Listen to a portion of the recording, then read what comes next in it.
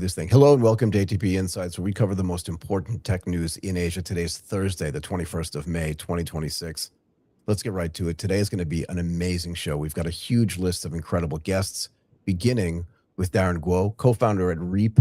Will join us to talk about how Reap's payments infrastructure, now inside of Kraken, will help businesses move money, issue cards, and operate globally across fiat, stablecoins, and automated payment systems. Later in the program, we'll be joined by Mike Matei, general partner at Kickstart Ventures, to explore how Kickstart's investment into AI, connectivity, and inclusive innovation will help early stage startups build sustainable technology businesses that solve real world problems. Following that, we will welcome Sumit Uttamchandani, Director of Strategic Growth and Partnerships at Pulse ID, to discuss how Pulse's AI-powered loyalty platform helps financial institutions turn customer data into more relevant engagements, stronger retention, and smarter payment experiences. Next, we will talk to Prashant Eve, co-founder and CTO at Zovan AI, to cover how AI-powered merchant risk intelligence helps banks and fintechs grow faster while reducing fraud, AML exposure, and compliance friction. We'll take a little bit of a break from our guests and talk about what China is calling the first functional underwater AI-powered data center. And then we'll get back to our guest, Alexander Knight, CEO at Whiskey Cask Club. We'll talk about how Whiskey Cask Club helps investors turn whiskey into a transparent, professionally managed alternative asset. Looking forward to that one as well.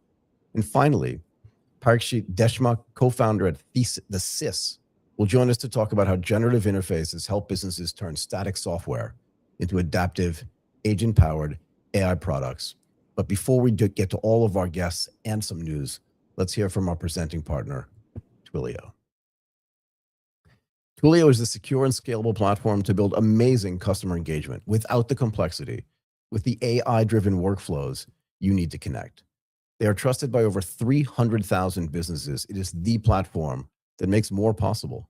Visit Twilio.com to start building today. Okay, let's welcome Darren, our first guest. Darren, how are you doing today? Doing well, excited to be here, and thank you for having me. It's awesome to have you here. Thank you so much for your patience. Look, we wanted to have you on the show to talk about how Reap's payment infrastructure, now part of Kraken, will help businesses move money, issue cards, and operate globally across stablecoins, fiat, and automated payment systems. And I guess let's just jump right into this, if you don't mind. What problem was Reap trying to solving the traditional banks, card networks, and payment processors were still not solving well enough? Yeah, so I think for us, we started here in Asia in 2018 with the goal of providing more financial access. And the way to go about doing that before stable coins became more mainstream was finding ways to digitize a lot of sort of payments and payables, accounting concepts that were very antiquated, especially on the technology side. So we spent a lot of time building up the licensing, the infrastructure, the compliance sort of protocols really needed to be able to supercharge the digitization of the financial access for small businesses and enterprises everywhere. And being in Asia, we also, faced a lot of complexities as it relates to FX and liquidity. And, Hong Kong and Singapore are very much international hubs when it comes to cross-border payments, folks that want to be a part of the international economy in a lot of different ways. So as a result of that, it was a very natural fit for, the development of very novel payment technologies, especially as it relates to, digital ones like stablecoins. So as stablecoins became more mainstream and there was, natural use cases as it relates to cross-border payments and card issuance, we became pioneers working closely with, players like Visa and banks to be able to bring a lot of their sort of network and reach to the modern age. So that's sort of where we are today. Do you want to talk, because you mentioned licensing as well, and I think a lot of people particularly in Asia and in Southeast Asia in particular, right, where the markets are really fragmented. Do you want to talk a little bit about how the licenses are actually assets in and of themselves? Yeah, so I think when it comes to licenses, they are the precursor for a ton of different capabilities, especially if you want to think about them at scale. And for us, we've always been licensed first, and it's sort of reflected in the partners that we're able to work with banks, card networks, payment processors. These are all folks that have been in financial services for a very long time. And for us, working very closely with them meant that we needed to ensure that our capabilities are also very robust from a licensing perspective. Right. So it's always been a critical component to any of the products and services that we build, and will continue to be as we sort of think about new ways of money movement and money flows through stablecoins, agentic, and things of that nature. Can we talk a little bit about stablecoins, if you don't mind? Sure. So you mentioned, like, when you first started building, stablecoins weren't as mainstream as they are today. But now that I feel like the volume is growing, whether it's just trading volume or actually transaction volume, how does it change the way your business runs, particularly in the way you're serving SMEs, SMBs, and large institutions that want to do cross-border payments? Yeah. So stablecoins offers a faster, cheaper, more transparent solution. But many traditional players really lack the infrastructure to make them operational at scale, right? Right. I think everyone believed and were excited by the concept of it, the ability for money to be programmable, to be available 24/7. But the actual execution, especially as it relates to how it works with existing infrastructure, was not as obvious. And the inefficiencies is exacerbated at the global level, especially when international borders, become very real. And that's very much a problem that's very, quite unique to Asia, given the various currencies that needs to be involved, given Asia's role in international trade and B2B payments in general. So traditional infrastructure wasn't designed really for this programmable money layer, right?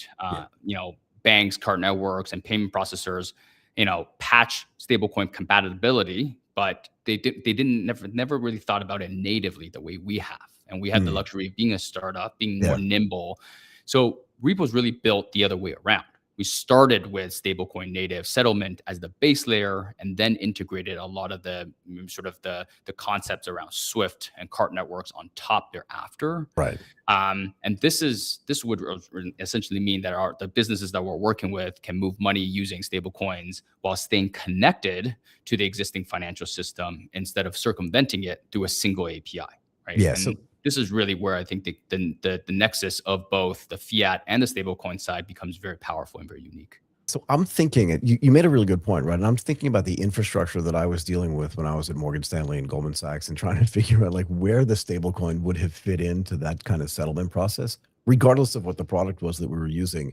How do you get these big institutions, or even the smaller institutions like SMEs and SMBs, sort of infrastructure ready to be able to handle the stablecoin technology? Yeah, so I think the adoption curve for these different sort of stakeholders that you mentioned, enterprises, SMEs, is quite different, right? And I think when we first started, sort of we work with folks that were very much sort of first movers, the one that really felt the problem of cross-border payments the most.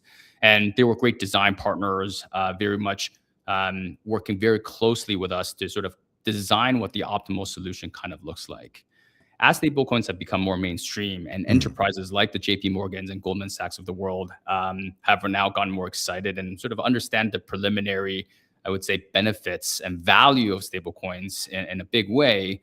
I think for us, it's really about making sure that a lot of the packaging and the entire suite of products that we're offering is suitable for them, almost from an off-the-shelf solution perspective. Right.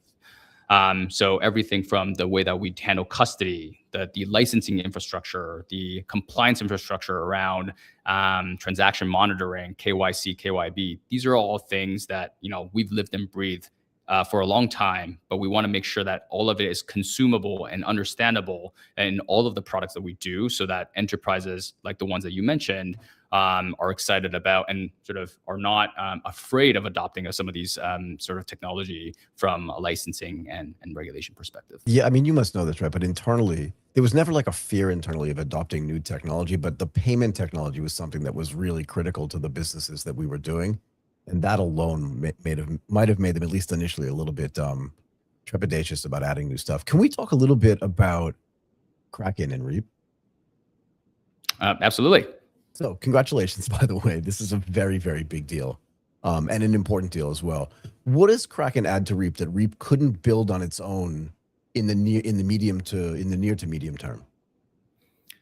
Yeah, we're obviously very excited about joining For Payward, sure. right? Yep. They're sort of the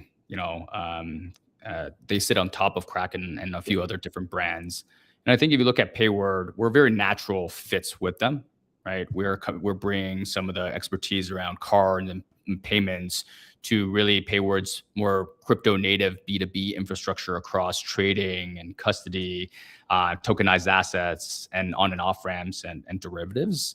And these are all things that we either wanted to build or eventually on a roadmap, or we wanted to sort of partner with folks because it was very much deeply requested by some of our customers as they thought about growing their portfolio of products and services as part of their platform.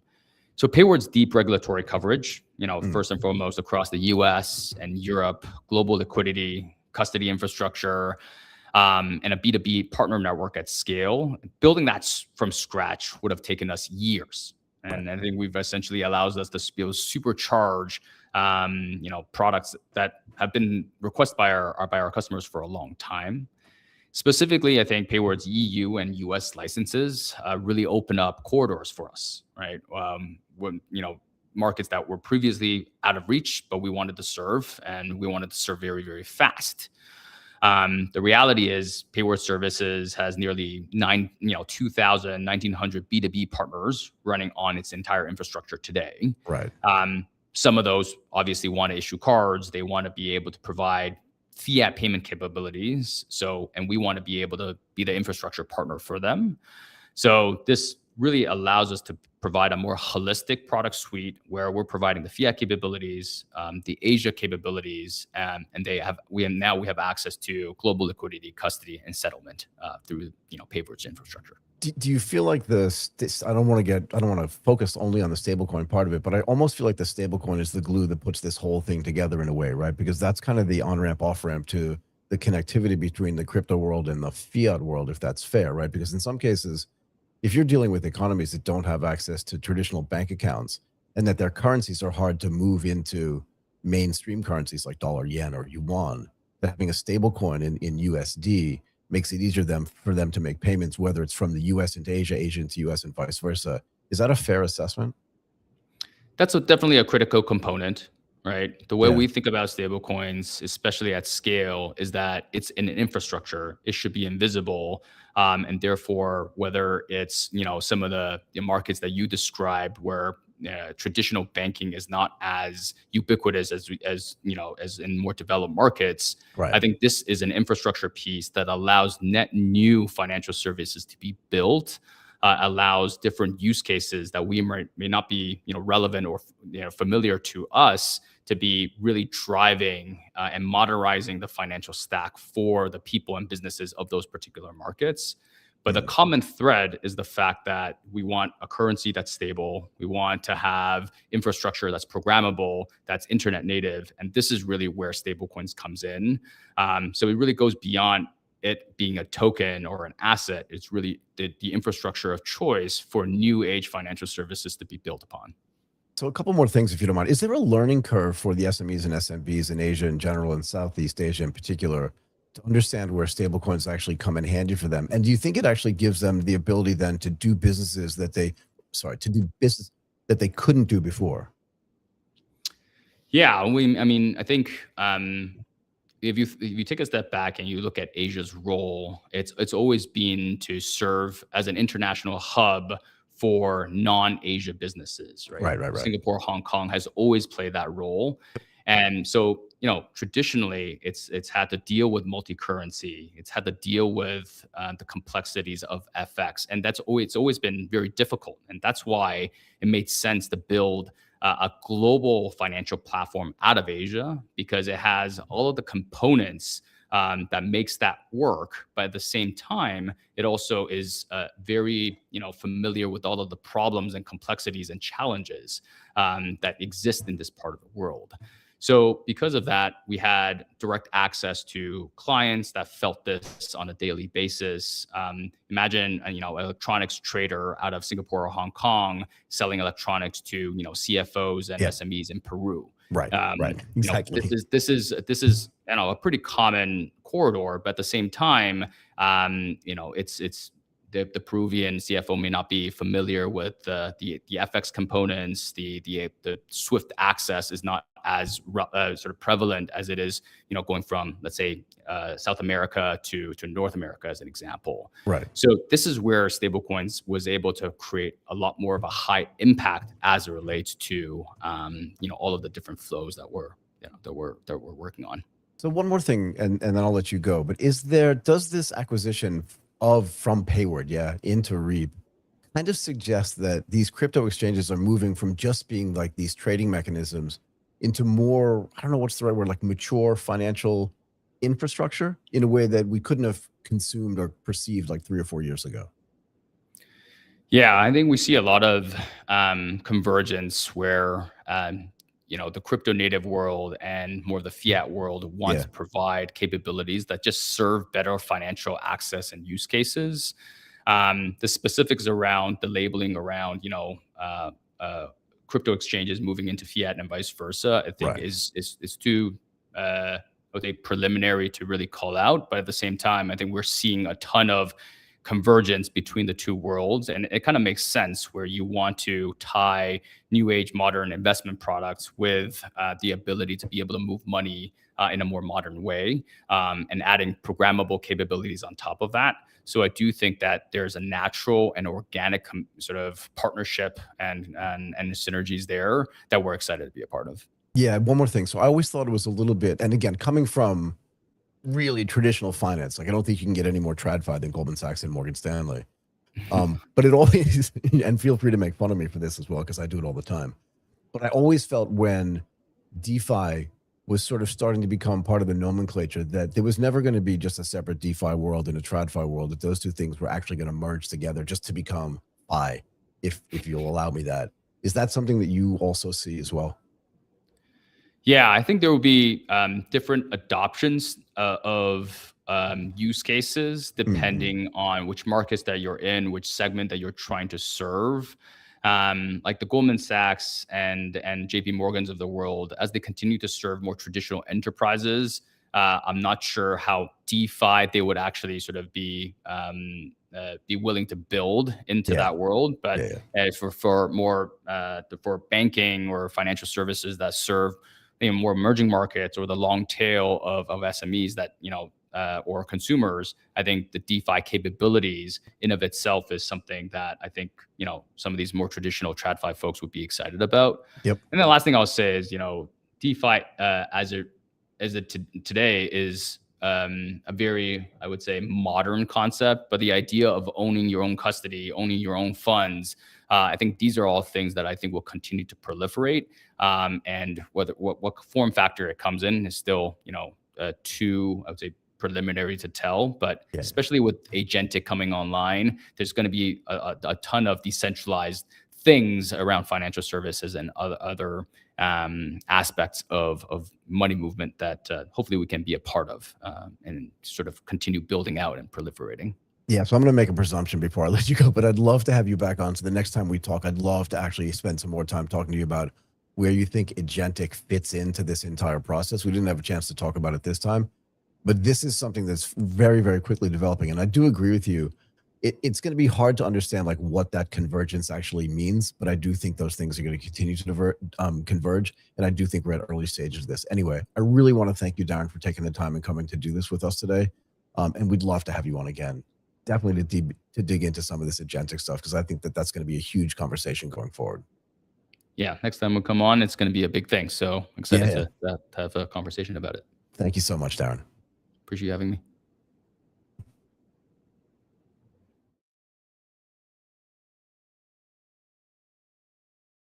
Okay, let's welcome our next guest, Mike Matei. Let's bring him in. Let's bring him onto the show. Mike, how are you? It's very nice to meet you as well. Thank you so much for taking the time and coming and do this today. We wanted to talk to you about how Kickstart Ventures investment in AI, connectivity, and inclusive innovation is going to help early stage startups build sustainable technology businesses that solve real world problems. But before we get into that, maybe you can tell our viewers a little bit about the good work that Kickstart Ventures actually does. Sure. Well, my name is Mike. I'm one of the general partners at Kickstart Ventures. Super. We are the largest VC firm in the Philippines, but more importantly, we're a corporate venture capital firm. Yeah, so we're backed by Ayala Corporation, which is the oldest conglomerate in the Philippines, and Globe Telecom. I see you're nodding. You know these names very well. Very well. But I guess for our audience, Globe is probably the leading telco in the Philippines. Yep. And so Kickstart's mandate is really to invest in pre-seed and seed AI native North American and global companies, and really bring those technologies back into Southeast Asia and help them scale with the help of our limited partners. And it's a little bit of, I don't know if you've ever encountered an animal like Kickstart, but there's a few things we do that, right? So we look at AI native because companies now, it's not about if they're going to use AI. Everyone is going to use AI, but it's how they use AI. So that's why we look at that. Next is we looked primarily in North America and outside Southeast Asia because I guess North America is really where the centers of AI technology excellence are, right? That's where the very big engineers are, big companies are, and third, at the end of the day, we're a corporate venture capital firm, but we are a venture capital firm. So we are an investor, and we need to find these returns, right? So where are the capital markets liquid? Where are you finding these exits? And I guess North America goes without saying that's where it is. Probably in other areas of the world, if we talk about this, maybe funding is a little bit less attractive. So we really go where the returns are and able to bring these returns back to our limited partners. Yeah, I mean, if you just do a little bit of like back out the napkin calculations, if OpenAI, which is pretty AI native, is raising $122 billion. That's pretty liquid. And that's very liquid, right? Yeah. Very liquid. Yeah, super liquid. I would call that liquidity at scale. And also, again, Anthropic, if they're raising $30 billion every few months, that's also very liquid, particularly if their valuation is 900 billion or almost $1 trillion. Yeah, almost $1 trillion. Yeah. Almost $1 trillion. So fair enough. It seems like a good strategy to me. How are you identifying these companies? Are you based in the Philippines? Yes, we are based in the Philippines. So how do you do this from the other side of the world? Do you know what I mean? Like, how do you get enough information? How do you get enough data? How do you get enough connectivity so that if you want to invest in these companies, particularly in the earliest stages, right? How do you get into these deals from far away? And then how do you identify which are the most promising AI infrastructure plays, kind of away from the big names like OpenAI and Anthropic, because they're no longer seed investments. I would even suggest to you that those are like nation state style, industrial style investments, if that makes sense. Yeah, I think so the big foundation models, they're probably not any more early stage venture, right? Not at all. That's where we play. So that's very different. And I get this question asked to me all the time. We're a little like I guess 20-person outfit in the Philippines, and we're able to invest like globally and look at these companies, right? That otherwise, would not normally be seen by our corporate partners, our limited partners. And I do have a story before I get into how we can do this, right? So we for example, we have very good relationships with government. So Canadian government, for example, brings us there to Canada to talk to and look at startups because we've been investing there for a while. And when we went to Canada, so the people there said, oh, normally when Filipinos go to Canada, they ask for money. But we are like one of the first Filipino entities to go to Canada, and we're like, we want to give you more money. So they found it very funny. So that's a little bit about our flavor on I got it. Why we look abroad, right? And we can do that. Can I interrupt you for a second? So this is one of the reasons actually why we do this show. This is one of the reasons why we started the show, because, and again, just humor me here for a second, right? Yeah. And that is the perception of the sort of economic development, whether it's in the Philippines and the Ayala Group, which is gigantic, right? And throws off a lot of free cash flow, enough to fund a CVC at scale. And Indonesia and Malaysia and Singapore and Vietnam and Thailand, that the perception we have here locally is very different than the one they have globally. And that's why one of the reasons why we do this is because we want people to know that when you go to Canada, go to the United States, you're not asking them for money. You're asking to give them money to invest in some of their best companies. Yeah. Sorry, go ahead. Yeah, no. So literally, that's our story. We go there and we say, here, not take our money, but we want to invest our money in these Exactly. companies that are headquartered in your countries. And in exchange, this is actually going to go back to your question on how we do it. Is in exchange, we have this superpower where we have this very giant corporate network throughout Southeast Asia that is really willing and able to help you scale in Southeast Asia. And this, Right. it's a massive distribution channel. Gcash, for example, has 90 million users. Globe has 60 million users. It's just a very, very massive channel that these portfolio companies abroad would not otherwise have access to if it weren't for this little entity outfit in the Philippines investing. Let's not say little. Let's not do Sorry. that again. Let's this entity in the Philippines, right, investing outside the Philippines. So yeah, that's how we do it, right? That's the power that we have, and that allows us to open doors and access all these companies that normally people in the Philippines would not have access to. So can you give examples of like some of the types of companies? Can you categorize them or qualify them and say, like, when we go and look for companies in North America, whether it's Canada, the United States, or not, what are you kind of looking for? Again, away from the big foundational frontier models, what are the types of things are you looking for? So yeah, I think I touched upon this. It's probably going to be pre-seed, seed, AI native, and I guess what that means is we're done with the foundational models. The foundational models have won, or they're not investable for my outfit. So what we're looking for is these companies that apply the AI. So we are looking right now at companies that govern how agentic agents are authorized in your company, how AI retrieves your data, how AI is governed, who uses what AI platform. And an AI reasoning layer, one of our exciting portfolio companies called Lydia AI. So things like that, right? It's beyond the model layer, but we're sitting in between, on top of the model layer and the customer. And how important do you think orchestration is when it comes to the agentic side of business? And would you invest in somebody that's building that layer as well? Sure. So we have a company actually that leads perfectly right into it. We have a company called Lydia AI. Lydia, yeah. Lydia AI is a very interesting company, headquartered in Toronto, which is, I guess, some people say that's actually where AI was really founded.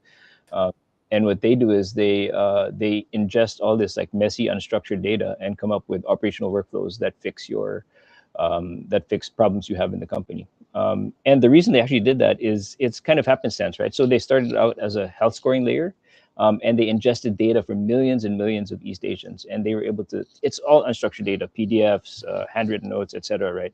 And they're able to put this into a reasoning workflow, a reasoning engine, and come up and make this reasoning engine make this data so much so that people became insurable and it was usable for underwriters. And it turned out that this reasoning engine was actually the key, right? Not the insurable data, but this reasoning engine could now be used for multiple verticals.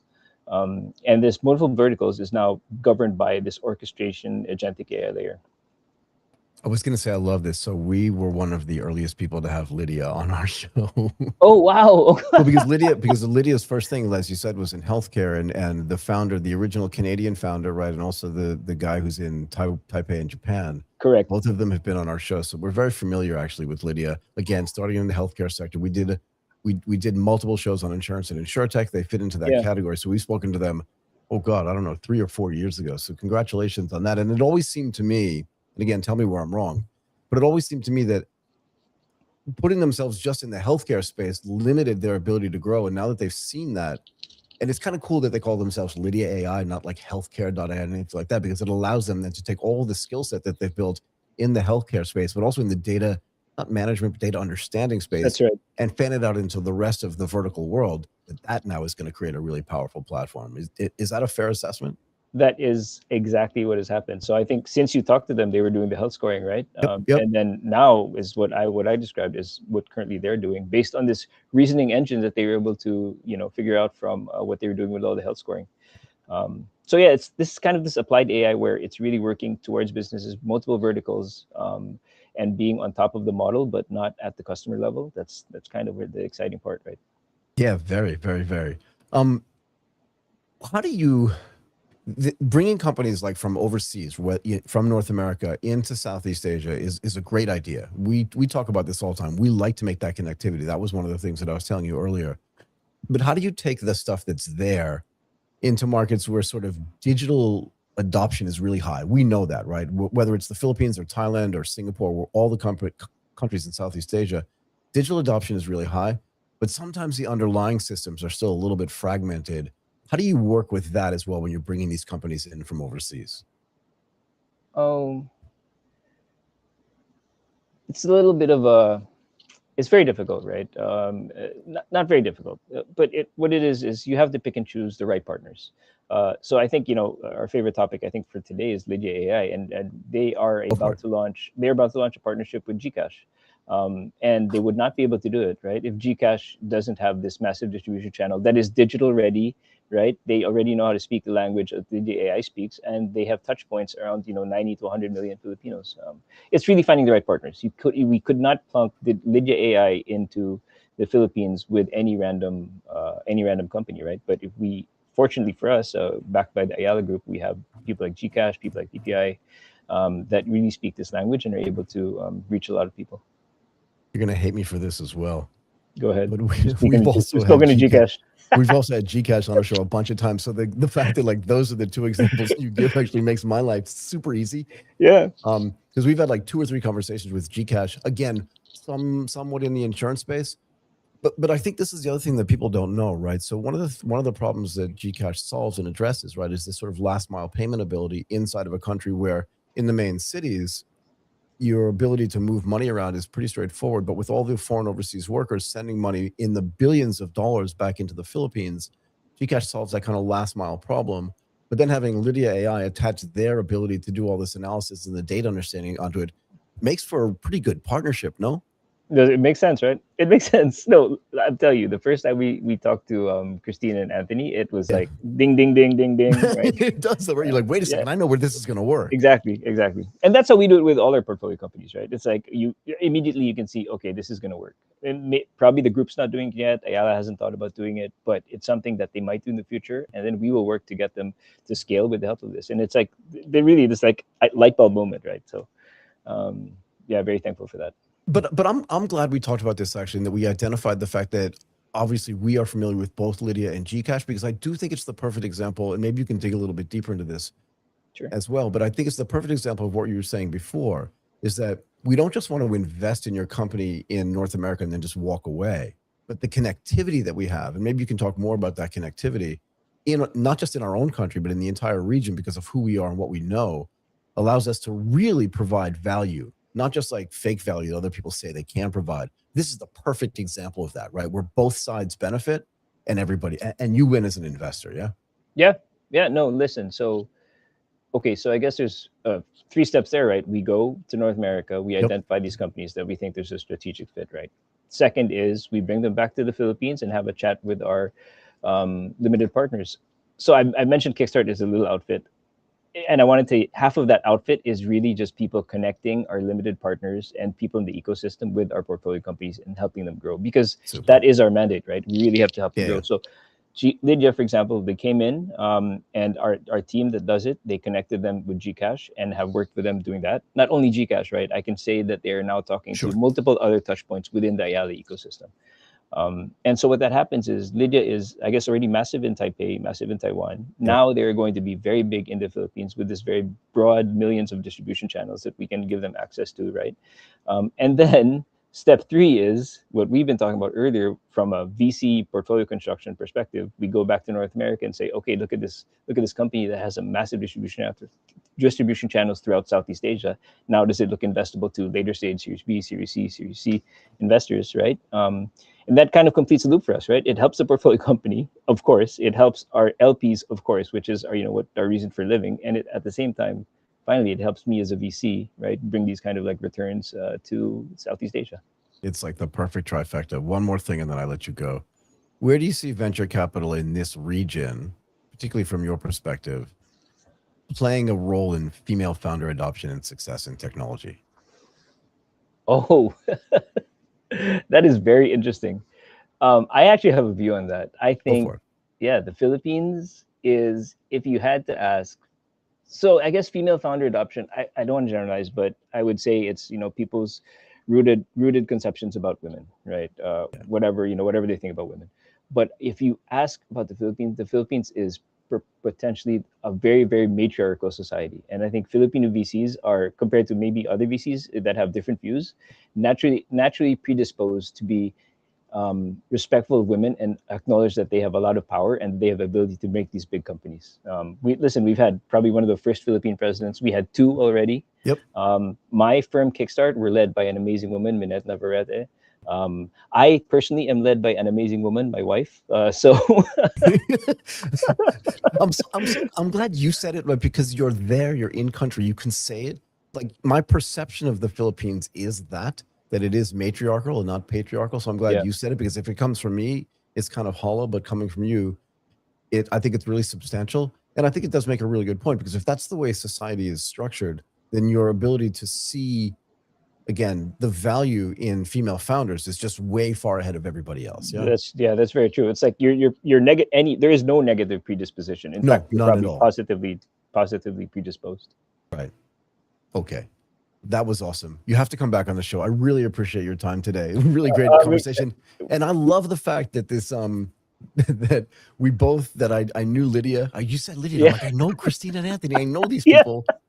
And we've done a lot of work with Gcash as well. So that was really great. I really appreciate your time. Thank you so much for doing this, Mike. You have to Thank you, Michael. Yeah, no, let's come back on with the Lydia folks, and let's see how they're doing. Absolutely. Happy to have them on too. Okay, thanks, Michael. Okay, very nice meeting you. Thank you. You as well. Okay, let's welcome our next guest.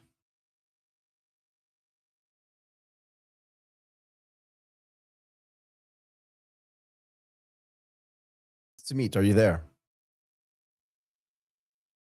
How are you? I am super duper. Okay, let's get you in. There you are. Okay, Sumit, thank you so much for joining us today. I really appreciate it. We wanted to have you on because we wanted to talk about how Pulse ID's AI-powered loyalty platform, this is always super interesting to me, helps financial institutions turn customer data into more relevant engagement, stronger retention, and smarter payment experiences. But before we get to that in detail, why don't you tell us a little bit about the good work that Pulse ID is doing? So basically, we are in the business of end-to-end, hyper-personalized, gamified loyalty reward and engagement solutions. The idea was, so I've spent 25 years in banking and finance. I've been on the other side of the table. Challenges generally the bank faces, you need multiple vendors to work, in synergy at 100% to deliver like a complete loyalty reward stack, especially a modern. And that was a huge challenge. So we bring everything in one single orchestration layer, from your earn, burn, rewards, engagement, personalization, merchant funded offers, discount, and that's essentially what we do as elevator pitch. Okay, that's great. Can you talk to me how AI itself is changing what hyper personalization actually means in financial services? Sure, Michael. I think the real shift is that personalization is moving from static segmentation to real-time customer moments. Now, for years, bank looked at customers through labels. I mean, you could have been a credit card customer, a mortgage customer, a priority banking customer. Yep. The problem is that those views were often disconnected, right? And AI changes that, because now we can process signals from multiple sources at scale. It can look at product holdings, saving patterns, travel intent, etc., and build very curated engagement journeys. And this happens through frameworks like RFM, recency, frequency, and monetary value. Yep.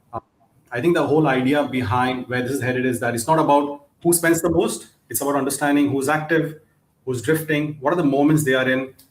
But I still think one more bigger shift I'm seeing out of this is that this kind of personalization is no longer for high net worth customers with a relationship manager.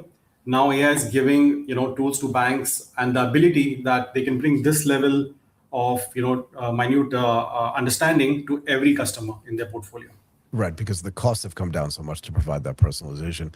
How important is either data fragmentation or data consolidation and maybe clean data in the ability for Pulse ID and your sort of financial services partners to be able to provide that hyper personalization, in the sense that if the data is siloed per se, at some level it needs to be, I guess, data laked or data combined, so that they can then do cross-selling across different things and still maintain the level of loyalty that they want? Yeah. Absolutely. I think you could bring a very interesting point, right? And something that comes up almost in every conversation with the large tier one in the region. Idea is to first, of course, consolidate and bring all that data from different sources. Yeah. I'm sure you know that sometimes it's a challenge, the quality of data, where it sits, so to bring that, clean that data, and then align it with a loyalty reward engagement platform or a framework. So that's probably the stage one. There are other couple of filters that happen throughout route, right? So stripping PI data if you're going to use AI or any other point, using local rags, for example. So there are many other layers to, depending on what we're trying to achieve, how deep is that personalization? It goes through a couple of cycles to get where it needs to go. What is the importance of the gamification as well? That was something that you mentioned right along with the personalization. And is the gamification part of this new, or is this something that's been done before, but just artificial intelligence makes it more sort of superpowered? So I think generally, the way most of the legacy, loyalty programs use gamification today is spin the wheel, scratch and win. Very annoying, very boring. Now, but if you use AI and you start personalizing, now it looks at which game does Michael engage with, what time, which channel, what kind of rewards does he use. So basically, we try and build intelligence behind everything we do. So gamification is one of them. I think it's a very important tool. It works pretty well if it's used at the right time, right channel, with right intent. It does bring back change in behavior that we're trying to promote. Is there a way for the loyalty program itself to change or to adapt the user's behavior, particularly if you're giving them sort of personalized rewards? Do you know what I mean? And is that something that is a goal of the company, to be able to sort of change people's behavior and then make them more loyal as a result of that? Absolutely right. I mean, so I'll take a step back, right? So the main core idea is to align loyalty reward KPIs with the bank or enterprise's KPIs, right? That's the biggest thing that we try to bridge the gap between. So it's not an independent cost center, but it's actually working towards the same KPI, right? Now that can be done a number of ways. So if depending on how much data we have, how much of personalization, is the entity or program owner comfortable with, we can actually curate the kind of offers, the kind of benefits, discount, the kind of loyalty spend a particular segment or customer gets, right? So all of that could be now automated through using large language models. So one of the issues that loyalty programs have is that, and I ask this all the time, but I'm curious what your opinion is on this, is that those rewards or discounts or whatever they are sit on a bank's balance sheet as a liability, right? And how does AI or personalization or gamification sort of enhance the ability for those rewards to get used and then hence taken off the balance sheet, so it doesn't become this sort of expensive liability that's just sitting there, and now it's more of this sort of strategic engagement platform as opposed to just an expensive liability? Correct. No, I think, again, fairly good question, right? And thank you. Here's what we do. Like normally, we would probably try and introduce more merchant-funded offers, discounts, or strategic partnerships, co-branding into the program. So this eliminates probably a decent percentage of that points liability that sits on a book, and the remaining has to be managed properly, right? Of course, a good program has rules in, like what was the expiry date on these rewards. What kind of behavior are we trying to change with these points? How are we measuring that? What actions are we taking to engage with customers? So if all of them work in silo, they don't work. But if they all are put through an LLM AI, which is looking at this daily as a dashboard, understanding what lever changes what behavior, it can be managed much better. And that's what we are doing behind the lines on the platform. Do you feel like a platform like Pulse ID will now allow smaller institutions, in particular like SMEs and SMBs, to sort of have this democratized access to loyalty programs? A guy with 1 or 2 coffee shops as opposed to a big airline, in the sense that because the compute is getting less expensive per se, correct, that now it allows more people to have more loyalty programs where it was not possible before. And then on top of that, the personalization and gamification makes it more used there. So the business just increases naturally anyway. Absolutely.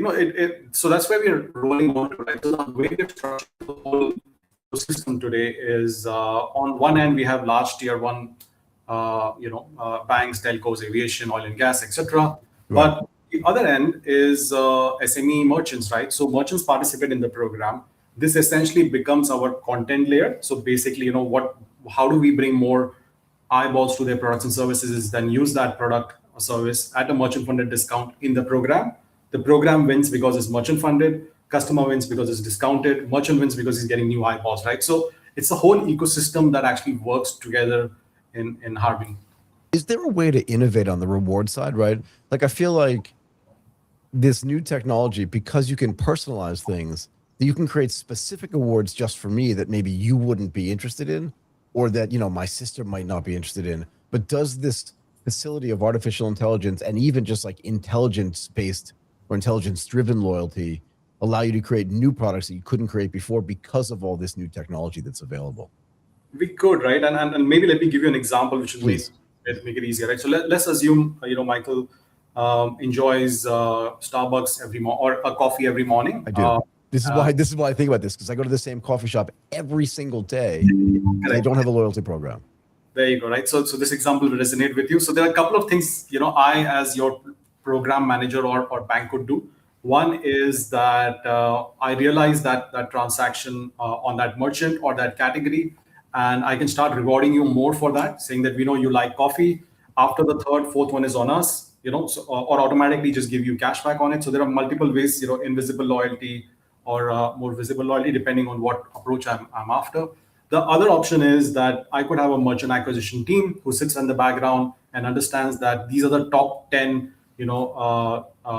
merchant categories our customers are spending in. Let's go and proactively get merchant funded offers, discounts for them, and then tie up with those merchants, in this case, that coffee shop, right? So there are a couple of things that can happen. And this is all possible because all that data gets consolidated, easily available on a dashboard with recommendation on next best action, which is the beautiful end result of using LLMs. Right.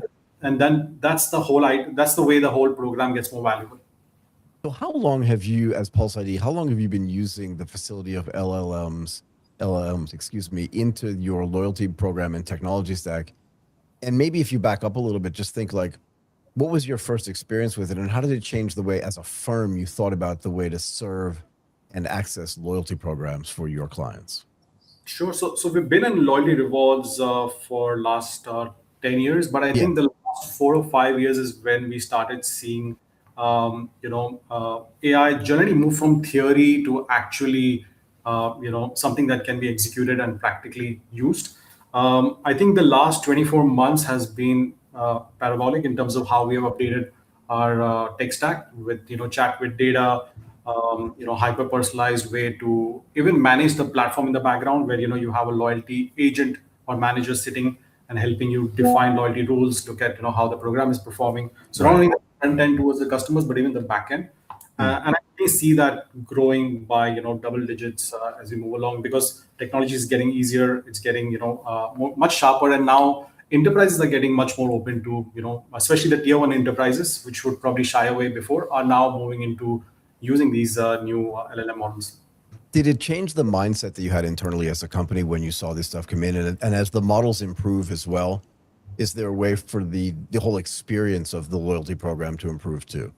Absolutely right. I think loyalty, rewards, or engagement in general is probably one of the best use cases for LLM. How you can actually personalize and engage better, understand customer needs better, start how will they react in next week, 10 days, etc. I think that's probably one of the biggest use cases overall in general from AI, right? So I think this is a perfect fit for loyalty rewards in industry or vertical as a whole, using LLM models. And I'm sure almost every loyalty manager is either experimenting, testing, or at least thinking about how can they leverage LLMs and AI within the program. What kind of signals do you get from customers when they actually use the loyalty programs themselves, right? So you understand like which products, which rewards, which discounts that they actually appreciate the most. And then you take that data back internally. And does that allow you then to serve better loyalty, again, using the artificial intelligence and the LLMs that give you the ability to analyze this data much more quickly than you could before, and then serve that back to either similar cohorts or even back to the same person, because you know that over time that's the stuff they like the best? It is, right. And this is where it gets very interesting. So today we have capabilities to absorb not only transactional behavior, which in all honesty, most legacy loyalty programs did well, but now we can ingest a lot of behavior data, right? How are you opening your app? How long before you uninstall your app if you have not engaged for how many days, right? So we can track so many different things now, and we can predict what cohort or micro segment do you belong to, and how do we improve you, or what iterations we need to run to bring you from a customer who's at risk or hibernating to become, say, a loyal or a champion. So these things can happen pretty fast and almost in the background automatically using LLMs and AI. And the beauty is that the more data it gets to train and the more outcomes it gets to see, it just gets better and more efficient. Right. So that's the other thing I was going to ask you, is that does all of this new technology, particularly in the last like 3 or 4 years, as you were mentioning, not just change the way you interact with your clients and potential clients, but also the way you interact with your own data internally? Has it required some amount of, I wouldn't say reorganization, but just a re-understanding of how you serve and save your own data and then use that data to analyze using the new artificial intelligence tools? We do, right? And I think it's probably true to some extent for more or less, majority of the fintechs out there. We are really adopting fast, learn fast, fail fast, right? So the idea is to see how or what value this new capability can bring in every aspect, right? So in operations, it could be, how do we manage, merchant renewals, negotiations? How do we reach out to merchants? So today we have content over 100 plus countries. We are reaching out to merchants who primarily don't speak English as their language. So yeah, there's so many unique ways to actually do this now, use this. So everything from operationally to at the back end on development and bringing the platform live, to even configuring the platform from an admin point of view to the end customer, right? So I think all 4 verticals are touched quite a bit with AI and LLM.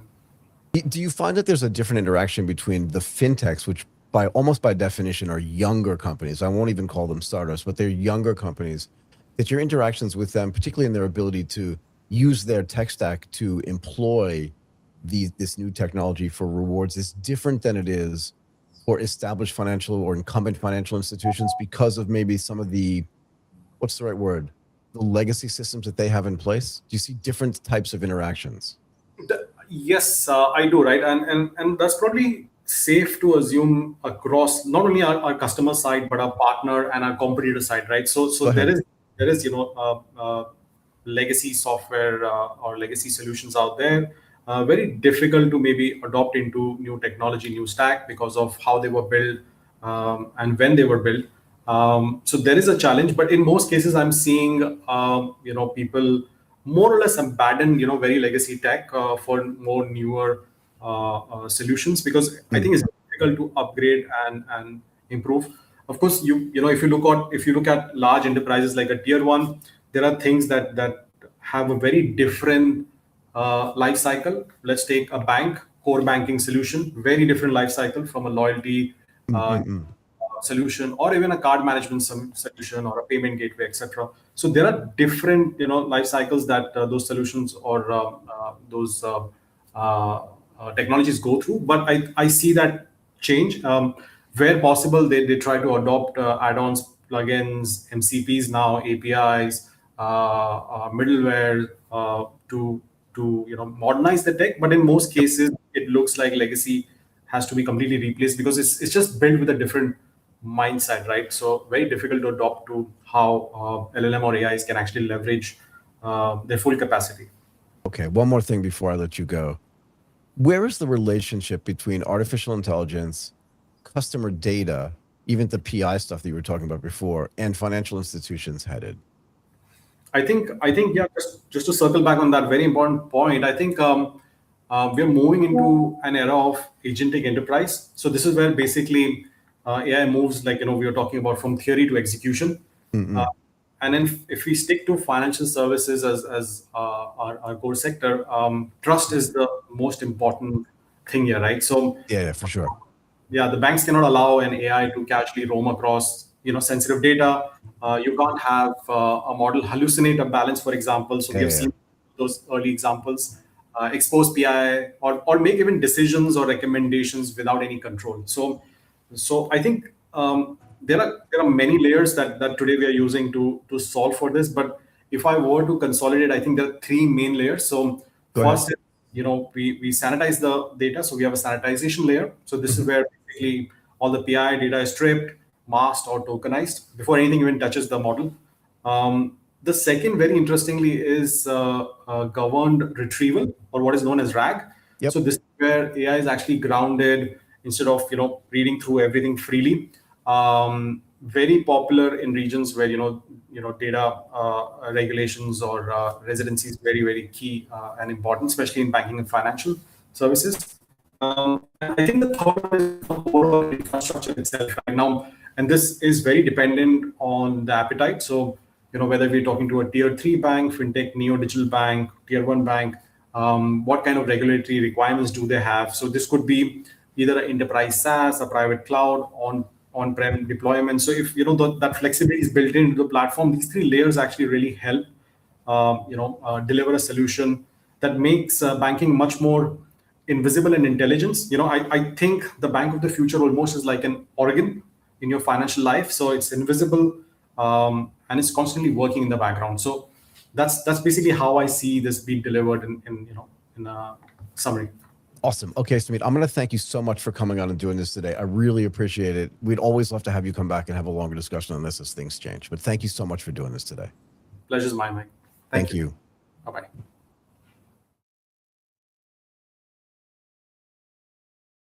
Okay, let's welcome our next guest in, a co-founder and CTO at Zovan AI. Prashant, how are you? I am super duper. It's good to have you here. Thank you for having me here. It's my complete pleasure. Look, we wanted to have you on the show because we wanted to talk about how AI-powered merchant risk intelligence helps banks and fintechs grow faster, Yeah. while also reducing fraud, AML exposure, and compliance friction. But before we get to that in detail, why don't you talk to us a little bit about Zovan AI? Yeah.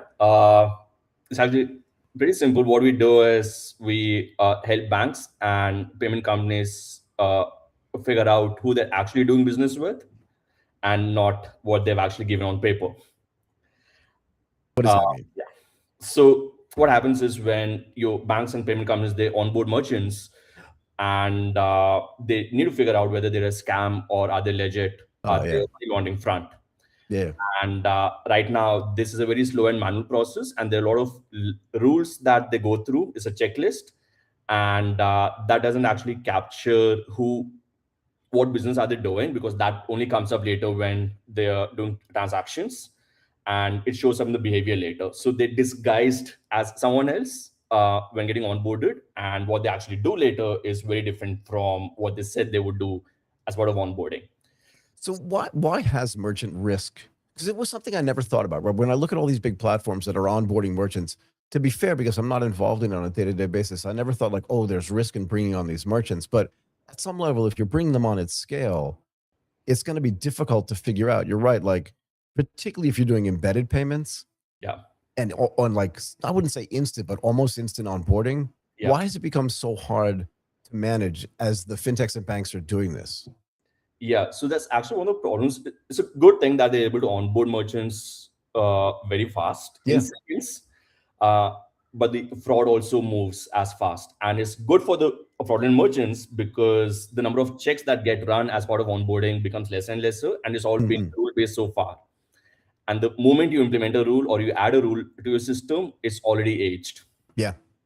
The fraudsters already know your book, your playbook. They know what rules are present, and then they keep evolving. And with AI, this has become much easier to run a fraud at scale. So where does AI come in handy here? Because traditional know your business and merchant onboarding process break down. Like where do they break down if it's traditional without the AI? Because if you're, like you said, assessing thousands of these online and offline merchants so quickly, where does AI come in and help this out?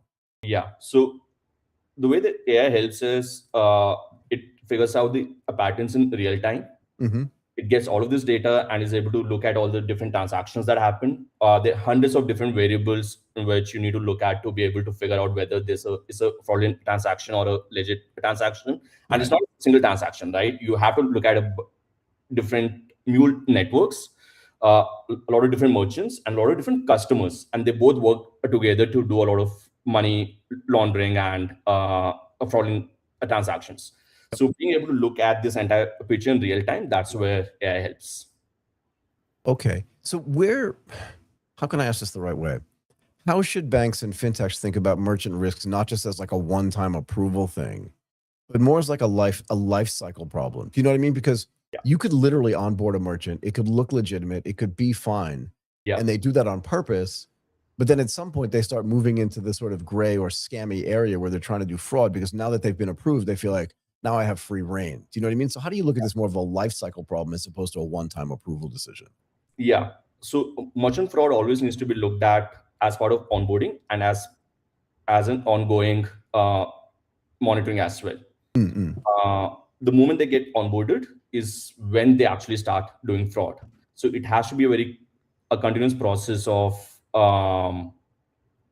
monitoring, ensuring that every transaction goes through a AI-based rule system where it's not a static rule, but the rules also keep evolving based on the kind of merchants that have been onboarded onto that bank and the kind of transactions that are flowing through the bank. So this happens on a continuous process and on every transaction that flows through. So is the artificial intelligence learning, like, is it always on and always watching? Yeah. We don't have to get to the agentic side of it yet, but is it always watching and learning across the thousands and maybe in some cases millions of merchants that are on the platform and looking for anomalies and stuff like that? And if it's learning, does it update that list of things that it's looking at to try to determine, oh, is this moving into a fraudulent area as opposed to before when it was doing legitimate stuff? That's exactly right. That's exactly what happens. And there are a lot of different patterns that emerge for different types of merchants as well, right? For gaming, there's different kinds of transactions that happen. For e-commerce, there's different set of transactions that happen and so on. Yep. So AI figures out the category, the merchant information that was given during onboarding, and figures out whether they are in disguise. Are the payments being done are very different from what they've said they're going to be doing as part of onboarding. So this happens. Right. What kind of human, not intervention, but sort of human, what's the right word I'm looking at? What kind of human monitoring has to take place so that you don't get false positives? Do you know what I mean? Because the worst thing that could possibly happen to a merchant is they could put into a category of like fraud and stuff like that. Yeah. And they're not actually committing fraud. But for some reason, it falls into this sort of pattern matching of, and the artificial intelligence thinks so. And I presume that at some agentic level, it gets shut down. And then they have to make a claim and try to fix this thing. How do you look at that thing? And how are humans involved in it, or other agents that say are like superpower agents that look at this stuff to disintermediate that? I think that's actually the most important part in the AI world right now in finance. So right now AI is being used in finance for summarizing details, collecting documents, scraping, and so on. But the actual use of agentic AI lies in the actual investigation and being able to take decisions. Now, you're right. There is a lot of trust issues in when an AI makes a decision. So it's just as important for the AI to be able to tell, hey, I'm not very confident about this. So please escalate this to a human reviewer. Right? But then, so how hard is it though for the humans to keep up with this, right? Because again, if the AI is doing this in real time, and because in the old days when I was sitting on a trading desk, it was kind of hard to look at thousands of clients at one time, right? You kind of had to see like little patterns on your own and analyze it and raise it to maybe the compliance department and stuff like that. But what are they looking at? What are some of the signals that matter the most to a human when they're looking at the merchant risk across, remember I said a life cycle, whether it's onboarding or transaction behavior or even money laundering and stuff like that? One of the main things that the risk analysts, they look at is the MCC of the merchant category classification that happens. So every merchant tells what they do in 4 digits, which is given by the networks, Visa and MasterCard. Yep. And a human actually checks whether the merchant category code of the merchant matches the kind of transactions that have been flagged. Now, what AI does is it comes up with all the grunt work. It does all the investigation. It figures out all of these are the transactions that are not matching. And these are the patterns that it does match because of why it could be a potential fraud. And that entire document goes to the risk analyst. So this becomes really fast. They don't have to do any work and they can see the entire set of data. Right. So how do you work together? Because you just mentioned Visa, but I'm sure you have tons of other sort of institutional grade partners and even smaller partners. Yeah. How do you work together with these sort of fintech and incumbent financial institutions to make sure that you're aligned and that you both understand what this idea of fraud and risk mitigation that's actually supposed to look like. You know what I mean? Because if you're looking at it one way and they're looking at it another way, there's going to be a little bit of a conflict. How do you work that out? MCC is actually a thing which connects all the merchants and the banks and the financial institutions. So this is something that's understood across all the banks globally, right? And the MDRs, the interchange rates are also based on this MCC, and this is also where a lot of fraudulent transactions happen, where they say they're going to be MCC X, which has a much lower interchange rate, and then they start doing MCC Y, which has a much higher the interchange rate. That's one. The second is when all of these different institutions, when they catch different kinds of signals, right? And to be able to match those patterns, get those signals, you'd also need a lot of data. Yeah. A lot of these institutions are collecting all of this data and figuring out patterns, but in isolation, in silos. If all of these institutions are able to share the data and the signals and the patterns with each other, it becomes much, much easier to be able to catch that fraud much faster. So I do think this is where it's also heading lately, because with AI, again, a fraud is becoming very fast. The fraudsters are able to come up with new ways to do the same fraudulent transaction. They're all bypassing the existing static rules that are there. Are we in a situation where some of these fraud factories, and I think you know what I'm talking about, are setting up fake merchants as part of their strategy and then just continually trying to sign up, do you know what I mean, to some of the platforms to get their merchants on, and maybe even doing a few transactions that makes it look like they're real, but because they're factories, they can just crank this stuff out, you know, thousands of sort of businesses at a time, and some of them sneak through. Yep. So this is what we call a mule network. Issue for every single bank in India as well. Because there are a lot of categories like your gambling or adult content or gaming, which are propagated by car networks and financial institutions. What they do is they get these mule accounts and they do the transactions through these mule accounts. So even if one is blocked, there are 1,000 more that they can accept the transactions on. So the way that we actually solve this also is they're very specific websites. They're very specific channels on which these fraudsters work on. Right. There's a Telegram, there's Meta ads, there's a lot of Play Store ads and all of this. So the way to do it is being able to scrape through all of these different websites, these ads, these Telegram channels, figure out which ones are running a prohibited business, and then get the mule account IDs from there, and then block those, and then share that across the entire ecosystem. Interesting. Yeah, but I mean, once the mule account is actually figured out, unless you're at the top level of it, it's already going to be too late, right? So even if you tell, I mean, I guess if you tell other institutions, they'll just shut that one down and have and spin up a new one. What I'm also curious about is, do you feel like your institutional clients, your big banks, your big financial institutions, are actually ready from a data standpoint? In other words, that their data, as you mentioned earlier, isn't completely siloed, so that it's sort of not fragmented enough so that they can't connect all that data together and do real analysis on who their merchants are and what they're doing and do the proper comparisons. And on top of that, that they're also ready for agentic implementations, or are their legacy systems getting in the way of them doing this as fast as you think would be better for them to do? I think there are a couple of issues here. One, figuring out the pattern after the data is received, it's already too late, like you mentioned earlier, right? Yep. And that's how a lot of older systems, the legacy systems, have been working on. We train models based on the data that we already have, and then a month later is when we figure out, hey, there's this kind of fraud running, and I think that's way too late. Yeah, for sure. Yeah, and this has to happen in real time always, and which means that you generate those rules in a dynamic fashion, and they get executed on every transaction that happens. Right. Second, if the banks actually want to implement all of this, there's a lot of regulation issues right now. Yeah. because of the trust, and the trust will be built if the AI can actually say, hey, I'm not confident about this, right? Yes. It's as important as being able to catch fraud. The Right. moment it says, hey, yes or no, a 0 or 1 is when you cannot trust it. Mm-mm. If it's able to say, hey, it's not 0 and 1, there might be an issue, I'm not sure about it, I need help, is when you're able to trust it. And the regulatory institutions are not yet designed for this system. And I think it's going to take a bit of time for everyone to fully trust AI.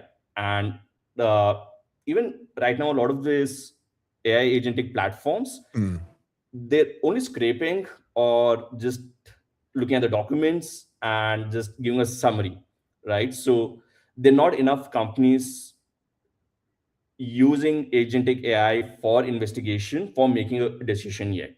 Right. So the regulatory bodies also need more information, more data to be able to have a good framework in place before banks can start using it thoroughly.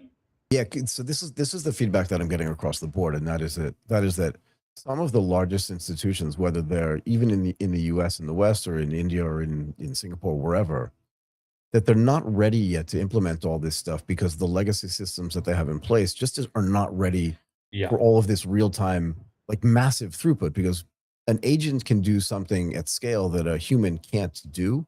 Yeah. And most of these systems were built for human interaction and not agent interaction. Is that fair? Yep, that is. But luckily, a lot of them are changing the designs now. I think we'll be there in a year where agents would be the primary customer for a lot of these tools.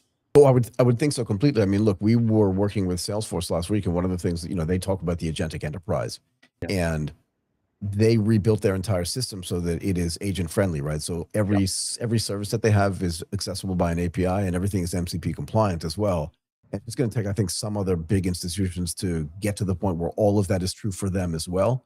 And I think it's just going to make tests are going to be okay, but implementation and execution are going to be harder. That was the only thing that I want to know. And I feel like I have that right. Yeah. That is right. Yeah. So how does the implementation of AI change the quality of the risk assessment? In other words, does it actually make it better, or does it just make it faster? It makes it better in two ways. One, like we said, it's faster. The second, when a human is involved, there are always going to be issues. There are always going to be errors. Yeah. And you're always going to have a maker checker, right? Like you always want one more person to review every single thing. Fair enough. We discussed this earlier as well, that if a good merchant has been tagged as fraudulent, it's very bad for the bank as a business. It's very bad business for the bank. Yeah, exactly. You don't want to do that. And human errors are more common than we think. How do financial institutions, because they want the more clients they have, the better off they are. I mean, at some level, right? All things being equal, the more clients, the more merchants they have on their platform, the better they are.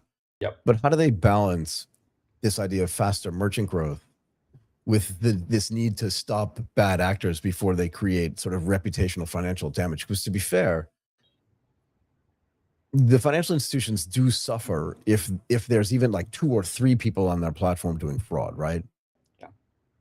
How do they balance that? Because everybody wants to grow, but nobody wants to be involved with the fraud, yeah? Yeah. The only way to do this is to be able to run the risk checks much faster, and being able to catch the risk checks, the fraud checks need to catch up with the speed of onboarding. And I think that was very, very hard until last year. Got it. Because there's so many static rules and so much of manual work involved, and that was really hard. But now so much faster, and we are able to catch up with the onboarding speed, and without worrying about are we letting through any bad merchants, or if there are any false positives. So how did this whole thing change because agentic AI itself is actually quite new, yeah? Yeah. So how did everything change internally at Zoven when you said, okay, now we have access to all these agentic tools, we have access to all these orchestration layers and all these harnesses.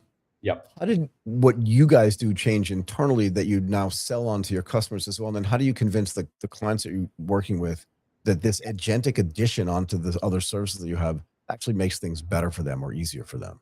Yeah. So for us, the way it changed was, so every bank or a payment company, they always have a playbook, an SOP, where they figure out, or they tell you exactly how to catch a fraud, what kind of merchants should not go through, what kind of transactions should not go through, what are the things that they're wary of. These are absolutely no, these are maybe yes, and so on. And every financial institution has this. One of the bigger problems is,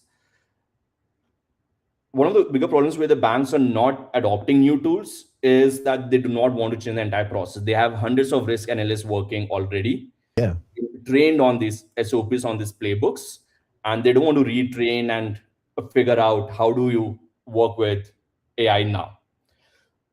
So what we're able to do now is have agents which are able to read those SOPs, those playbooks, and build a workflow exactly how the playbook mentions. And we built all the internal tooling, the functions, all the a tool calling, all of those building blocks are in place. Now the agent just reads that SOP, which is uploaded on a dashboard, and converts that to an automated workflow without them doing anything. Got it. Look, I'm super curious, and I'll let you go after this. But yesterday I was kind of mucking around on X, and one of my favorite guys to follow, Aaron Levie, said that token costs are going to become a dominant enterprise topic. Yeah. I mean, agents themselves devour a lot of tokens. So how do you work with your clients to understand, like, not just before, but while they're implementing these new strategies, particularly if they have agentic AI built into them, what the actual costs of the tokenization is going to be in the context of, should we just let a human do this, but it's less efficient? Or should we let an agentic AI do this because it's way more efficient, but it could be more expensive than we expected? I personally don't think token cost is an issue at all. Interesting. Tell me why. If you look at the last 2 to 3 years, for this same token cost, you're able to do so much more, at least 100x if you compare that with 2024 token cost. And I think it's going to keep reducing the token cost, and it's been the case for the last 2 years. It's not stopped at all. In fact, even now, GPT 5.4 Nano, which is extremely cheap, works so well for us. Is actually able to read the SOPs really well and able to create a very perfect workflow without any bugs. And it will be the same in the next 1 or 2 years as well, where it's going to reduce a lot more. I don't think token cost will be a problem at all, because then your Anthropic or OpenAI, they're not going to work. And there are a lot of things happening right now in terms of energy, in terms of power, including Elon Musk, what he's doing, what he's attempting to do. So it is going to keep reducing, and I don't think we should restrict ourselves right now because of the token cost. That will go down for sure. So here's the thing, and this is Jevon's paradox, right? Is that the token cost will definitely go down. Everything goes down. But then there's probably going to be more usage. I think over time, like, that's going to sort of normalize and balance out. My only concern, and I'll let you go, my only concern is that we don't really know how much something's going to, like, when I walk into a restaurant, I see a menu, I know what it's going to cost. Even if I order like the most expensive thing there, I kind of know what it's going to cost, and I know what the wine's going to cost if I happen to be drinking that night. But I feel like it's hard to figure out before I do any particular action what it's going to cost me from a tokenization standpoint. I'm wondering if you think that's going to change, that becomes more transparent. Before I do some activity, I have some sense or some range of what the token cost is going to be. You're right. And I get what you're saying. And I think that is an issue in some cases, especially, let's say, even in software engineering. I think that's a problem. Yep. But in this space, in the risk and compliance space, in financial institutions, I don't think that's a major problem, because it's not subjective what we're doing. We follow workflow. We know exactly what needs to be done. Yep. We know exactly the kind of merchants that get onboarded. There's an entire SOP, there's an entire playbook, and we know we need to run step 1, step 2, step 3, step 4, and the cost for this doesn't change much across runs. So for some fields, for some verticals, I think it's not a problem, but for others, I think it is still a problem, and people are just living with it. The uncertainty because the outcome is so good. Like, okay, fine, it's all right. Got it. Okay, Prashant, thank you so much. Thank you for being so like generous with your time and generous with your thoughts. And thank you very much for coming and spending some time with us today. I really appreciate it. Thank you so much for having me. It was lovely talking to you. It was lovely to talk to you as well. Thank you. Thank you. Bye-bye. Bye-bye. Okay, before we get to our next guest, I want to get to a little bit of some news in Asia. And I thought this little piece of news was actually quite interesting. Actually, I wouldn't call it a little piece of news. I would call it a significant piece of news. We mentioned in the intro that China has actually put an AI data center underneath the ocean. And I want to kind of run through what this is and what this means. So China says an offshore, and we'll get to the details on this as well, wind-powered underwater data center near Shanghai's Linglang Special Area has entered commercial operation. Now, Tom's Hardware, which is a very well-respected online technology blog, reports that the project is a $226 million, that's what it costs, 24 megawatt subsea AI facility with roughly 2,000 servers. That's a lot. Excuse me. Sealed and pressure-resistant modules, seawater-based passive cooling, and a reported PUE. So for people that don't know what PUE, that's a power usage effectiveness measure below 1.15. And if my memory serves me correctly, maybe we'll get to this later, the average PUE for like a data center is 1.5. So it's well below that. And the point here is actually kind of interesting. If you move compute closer to offshore renewable power and use the ocean as the heat sink, right? Because the ocean is going to be naturally colder than the air up in the environment where we normally live. It reduces land use, right? So this is one of the complaints, that there's not enough land out there to build these AI data centers, whether it's in China or anywhere else in the world. Fresh water, which you don't have to use. You're not taking gallons and millions of gallons of water out of lakes or out of the ocean near where these land-based data centers are built.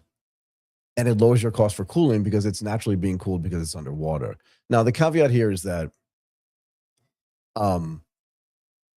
the numbers about this system are not actually perfectly aligned. If you go out and do some research, look across all the sources, the numbers are not perfectly aligned, right? So there's reporting that says that the facility's pilot phase it's in operation, but it's only 2.3 megawatts, and that the full project, as I mentioned earlier, is going to be 10 times that size, approximately 24 megawatts.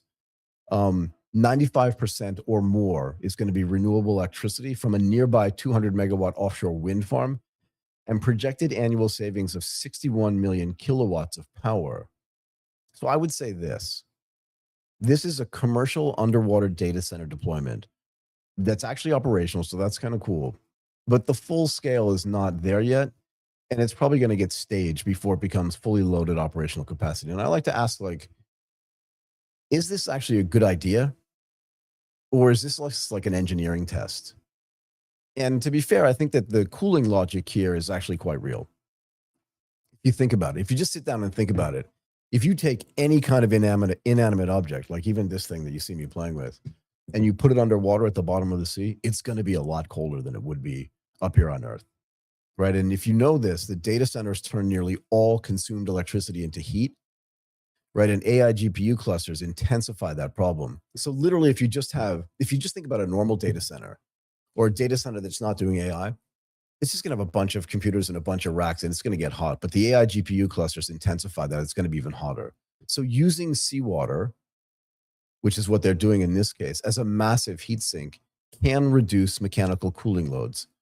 And this claim that it's PUE, again, the power usage effectiveness is below 1.15, would be materially better than the 2024, it's not that long ago, industry average of PUE about 1.56.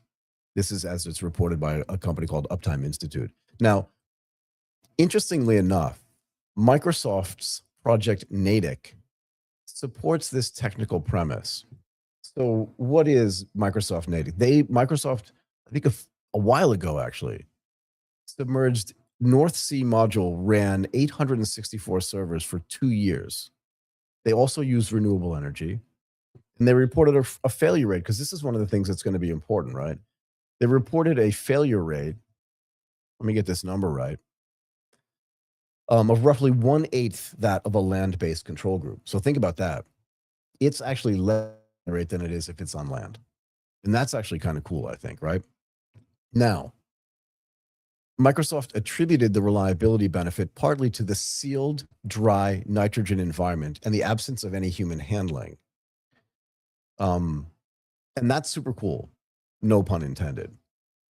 But the power usage effectiveness is not the whole story here, and it's not the only answer here. So a low PUE, as we talked about, says that the facility uses little extra energy for cooling and overhead, but it doesn't answer the total cost. Now, here's what you have to think about. Serviceability, right? We talked about this in the same way when Martin and I talked about this actually on AGTP. How do you service this thing? How do you do general maintenance? How do you do failure replacement? We talked about this when we talked about data centers in space. To be fair, like underwater is sort of the equivalent of space. It's just in the opposite direction. And there are differences in sort of pressurization, accessibility and stuff like that. But like, how do you handle if the fiber and power cable risk, like if somebody runs over it, or if that cable gets cut accidentally, or how quickly servers can be refreshed for new AI hardware? Like, what is the throughput? I don't know the answer to that question, but these are things you have to think about, right? Because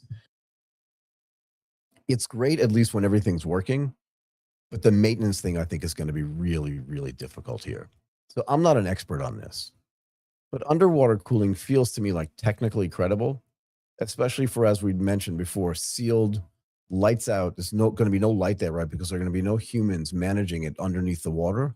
Like, I don't think you're going to have scuba diving teams going down there every day to check on stuff, although that could be a kind of a cool job.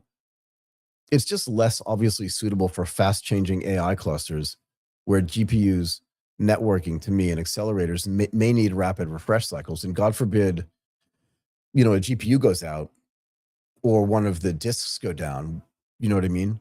Then what are you going to do and how are you going to manage it? In the same way that we talked about, what are you going to do? Put a rocket up in space every time something goes down? It's very expensive to do that.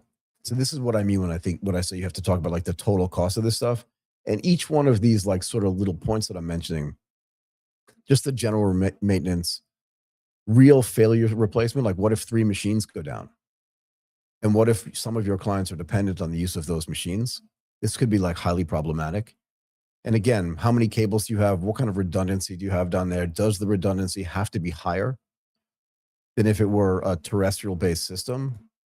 And again, how quickly, what's the throughput like, right? Because if you're constantly updating the software that sits on these machines, so if you're using NVIDIA and you have to use CUDA, how often that gets updated? And if you just want to do like a complete rework of this, how much time is that going to take? How long is it going to take for this to get from 2.3 gigawatts to 24 megawatts, excuse me? But all this stuff has to be considered when you go into the cost, the overall cost of it. And here's the other question. Does pairing underwater compute with offshore wind solve the power bottleneck, right? Because that's the other thing that people talk about when they talk about these AI data centers. There's a cooling problem, but there's also like, how do you connect it to the grid problem, right? And that's a big deal. So does this work? I mean, offshore wind plus subsea compute is attractive at some level because the power source and the cooling sink are co-located. So literally, like if you put the AI-enabled data center subsea, but at the base of where those turbines are, well, yeah, then you're going to get really efficient power. And there was reporting that the Shanghai facility is tied to a nearby 200 megawatt offshore wind farm and claims more than 95% renewable energy supply. So that's actually kind of cool, right? Because if you can get renewable energy into this process, it really solves a grid problem. One of the problems that we're having, not just in the United States, but in Asia and places, is that people don't want data centers in their neighborhood for a bunch of different reasons. One is because they're loud. 2 is because they're potentially pollutants. So I'm not sure what that means for underneath the sea. We haven't talked about that, right? I didn't see that in my research as well.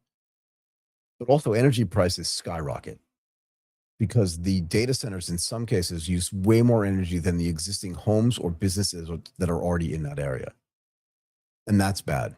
Right, so the broader pressure here is actually really real. And the idea that this particular data center underneath the sea is going to have 95% renewable power supply, that can't be a bad thing. The broader pressure overall, like I said, is real. The International Energy Agency projects global data center electricity consumption will more than double to around 945 terawatts, which is like a number I cannot even get my head around by 2030. And again, when we're always making these projections into the future, we always try to pick dates that seem really far away, but 2030 is just 4 years from now, actually 3.5. So it's not that far away. And that's a doubling of energy consumption. Doubling, more than double. And we know that these IEA numbers are based on, with AI as the most important driver of this increase in energy. And to be fair, as populations grow globally in pockets, the more humans that are on the earth, the more things that we produce, whether it's data centers or office buildings or just electric cars, the more energy we're going to consume as humans. That number actually could be a low estimate. So don't be fooled by that. It's slightly, think about this. The IEA says that number is slightly more than Japan's current annual electricity use. So think about it. That number is going to increase by the total amount of current electricity or energy consumption that Japan actually has. It's just a massive number, okay? But here's the other thing too. Renewable energy can sometimes be spotty, particularly if it's wind and turbine based. It's never going to completely go away. But if you want to do AI workload, you want to have consistent and constant power, not just cheap renewable energy. So you have to be careful about this. Training and inference clusters, right? So training is like the most sort of tech and power and energy intensive thing that the model companies do. The transformer models, the frontier labs are using massive amounts of energy and compute to do the training. But also in inference clusters, they need high availability. The one thing you don't want to have happen is if you're building a model for you or for your customers, is to have the model stuff not be available, to have the data center not be 100% available. And wind output varies. Look, I know that they put these wind turbines in places where they expect wind to be high, right? They're not going to put it like in a small lake in a small town somewhere because that would be silliness. They want to put it in places, particularly in the ocean, where they feel like they have consistent wind, but it's variable. And you cannot 100% count on it. And unless there's shore power, batteries, and all this other stuff, or grid balancing, offshore wind alone doesn't seem to solve the reliability problem. So, you know, and again, Microsoft did this, but they never commercialized their Natick project. Okay, they didn't. They just did a real test. And I think it had 864 servers. This one's supposed to have 2,000 servers, so it was a little bit less than half the size. And they thought it was feasible. They didn't think it was feasible enough to actually commercialize it. So this architecture, while good, may work best for just flexible or batchable workloads, maybe for AI data annotation, offline inference, rendering, backup, and non-latency sensitive training. They're probably better candidates than mission critical, low latency cloud services. That's the other thing too, right? It's like, what's the connectivity like for a data center that sits underneath the sea? What is the cabling like? And what is the throughput like to the people that are going to use it? Where in the ocean does it sit? And who knows, like, do ocean storms matter? Do waves, like all this kind of stuff? Does it all matter? So the big strategic value here is not that like underwater data centers replace land data centers. And frankly, in this context, I would make the same case for space-based data centers. We don't have them there. Those are not being tested yet, but there's a lot of probably tests going on the ground about these space-based data centers, AI data centers. I'm less sort of bullish on that than I would be underneath the sea. I just think that because anybody can go scuba dive. We have submarines everywhere. But we can build sort of mini submarines that are AI enabled that can go down and probably do a bunch of the maintenance work. But space is like its own animal. And we simply do not have enough rockets to get enough people into space. So yeah, it's not going to replace land data centers, but it's the idea here that compute may start moving toward constrained energy sources, especially where grid interconnection and land permitting are bottlenecks, which is kind of everywhere in the world. Let's just talk for a moment about why Microsoft stopped their project. The likely constraint, I think, is the operational economics, not the physics. Like, it actually works. Underwater models, as I mentioned earlier, and this is one of the things that Microsoft said, they're just hard to access. They're hard to repair. They're hard to inspect. And they're hard to actually redeploy. Like, I think that ends up being part of the problem here. And that's okay if the failure rates alone. We do have some data on this. But remember, this is it's a very small data set. And if the hardware refreshes are predictable, but like, what do you do if NVIDIA or Cerebras comes out with a new chip and you definitely want to have it underwater? It's just problematic in AI where accelerator generations are just like really, really fast. And we just can't be 100% sure of like even if the rack densities are changing, excuse me. And to be fair, as I mentioned earlier, the environmental questions are unresolved. The stuff that's on land actually tends to be polluting, right? And that's why they put them in small towns and stuff like that.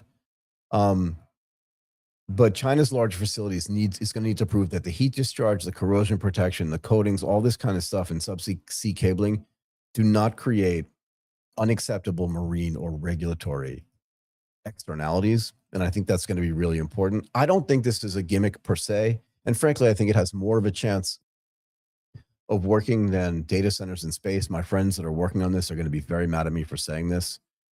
I just think that it's going to be much easier to manage. And I think it's going to be less expensive to manage as well. Time will tell. But I think the decisive question for me is whether the lower cooling costs and the renewable co-location benefits outweigh the sort of challenges of subsea maintenance, hardware and flexibility, even the permitting, like who's going to say it's okay to be underwater, and then the environmental monitoring. Okay, let's welcome our next guest, Alexander Knight, the CEO at Whiskey Club. Alexander, how are you? I am super. Do you go by Alex or Alexander? Awesome. It's easier. I have less to say then. Where are you, Alex? Where are you based? I'm in Singapore on Telok Street. Awesome. Oh, Telok Ayer. Geez, so that means I walk by your office all the time when I'm in Singapore because I'm always going to Telok Ayer Street. I get out of the station there and then I go onto Club Street and have dinner and stuff like that or lunch. So fair enough. We wanted to have you on because this topic is actually really interesting. How Whiskey Cask Club helps investors turn whiskey casks into a transparent, professionally managed alternative asset. But first, why don't you give us a little bit more detail on what Whiskey Cask Club is actually doing, and then we'll dig a little bit deeper, yeah? Well, we started just around COVID, just after COVID, and we decided that whiskey casks were a very good way to store assets in a non-volatile way, because you've got casks that increase in value in a sort of very linear way. If you go into the store to buy a bottle of whiskey, you know that the 10-year-old, let's say for the sake of argument, is $100. The 15-year-old is going to be $200, and the 20-year-old is going to be $400. So that translates directly to the actual cask price. So when I started the company, I wanted to get into selling a product that was just going to be non-volatile, increase in value, and give people something stable that's uncorrelated to the markets to store their wealth, really, basically. Right. Yeah. So can I ask you this question? So I come out of a Morgan Stanley and Goldman Sachs background, and one of the things that I learned over time is that alternative assets at the beginning are not correlated, but over time they kind of converge to be correlated, because if there's an arbitrage there, in other words, if there's an excess return, more people will actually pour into it, and the more money that goes into it, the lower the return gets. Have you seen this, or do you expect this to happen in the whiskey cask market as well? Well, the whiskey cask market's been around for decades. I mean, they've been selling whiskey for 200 years in this present form. So it doesn't seem to have become correlated, simply because it's a commodity, and there's over 1.5 billion bottles of just Scotch whiskey drunk every year. Oh my God! Say that number again. 1.5 billion. So it's oh my God! What are we doing? A lot of booze, and that translates to roughly 44 bottles a second.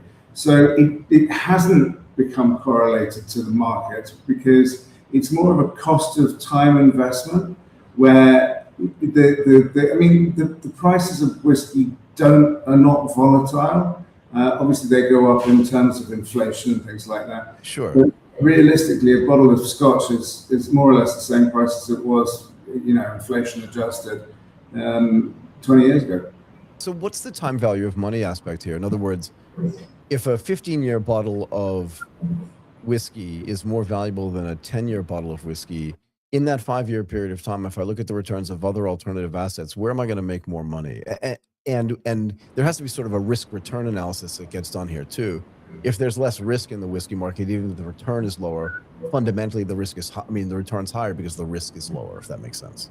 Yeah, I mean, which is why we tend to only sell casks of whiskey by manufacturers and distilleries that are well known. For example, Diageo has Johnny Walker in its stable, so that's a blend of 30 odd different whiskies, all of which are produced by Diageo distilleries, most of which are anyway. So we sell stock that is more recognized, kind of casks of Macallan, Kalila, Lagavulin, you name it, those sorts of things that people have known and will continue to enjoy. And the casks themselves, I mean, it needs to mature. It's just one of those things that can't be shortcut. So the cost of time investment, is it just sitting in the barrels in the bonded warehouses in Scotland? Yeah, I mean, the truth of the matter is you can't turn a 10-year bottle of whiskey into a 15-year bottle of whiskey in under 5 years. Like, it's just not possible. Yeah, exactly. It's not possible.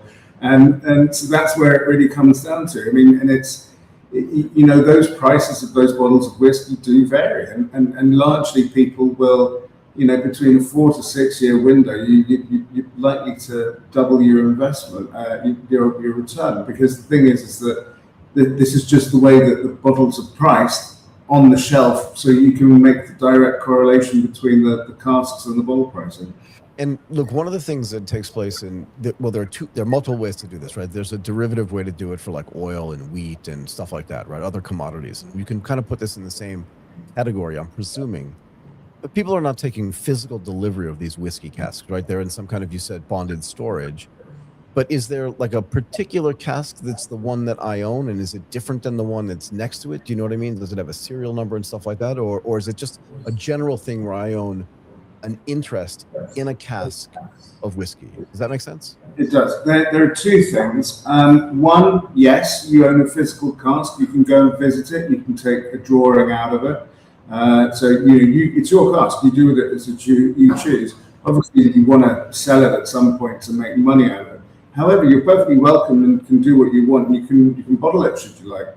At the end of the day, the idea is that those casks will be bottled because every drop has to go into a bottle at some point.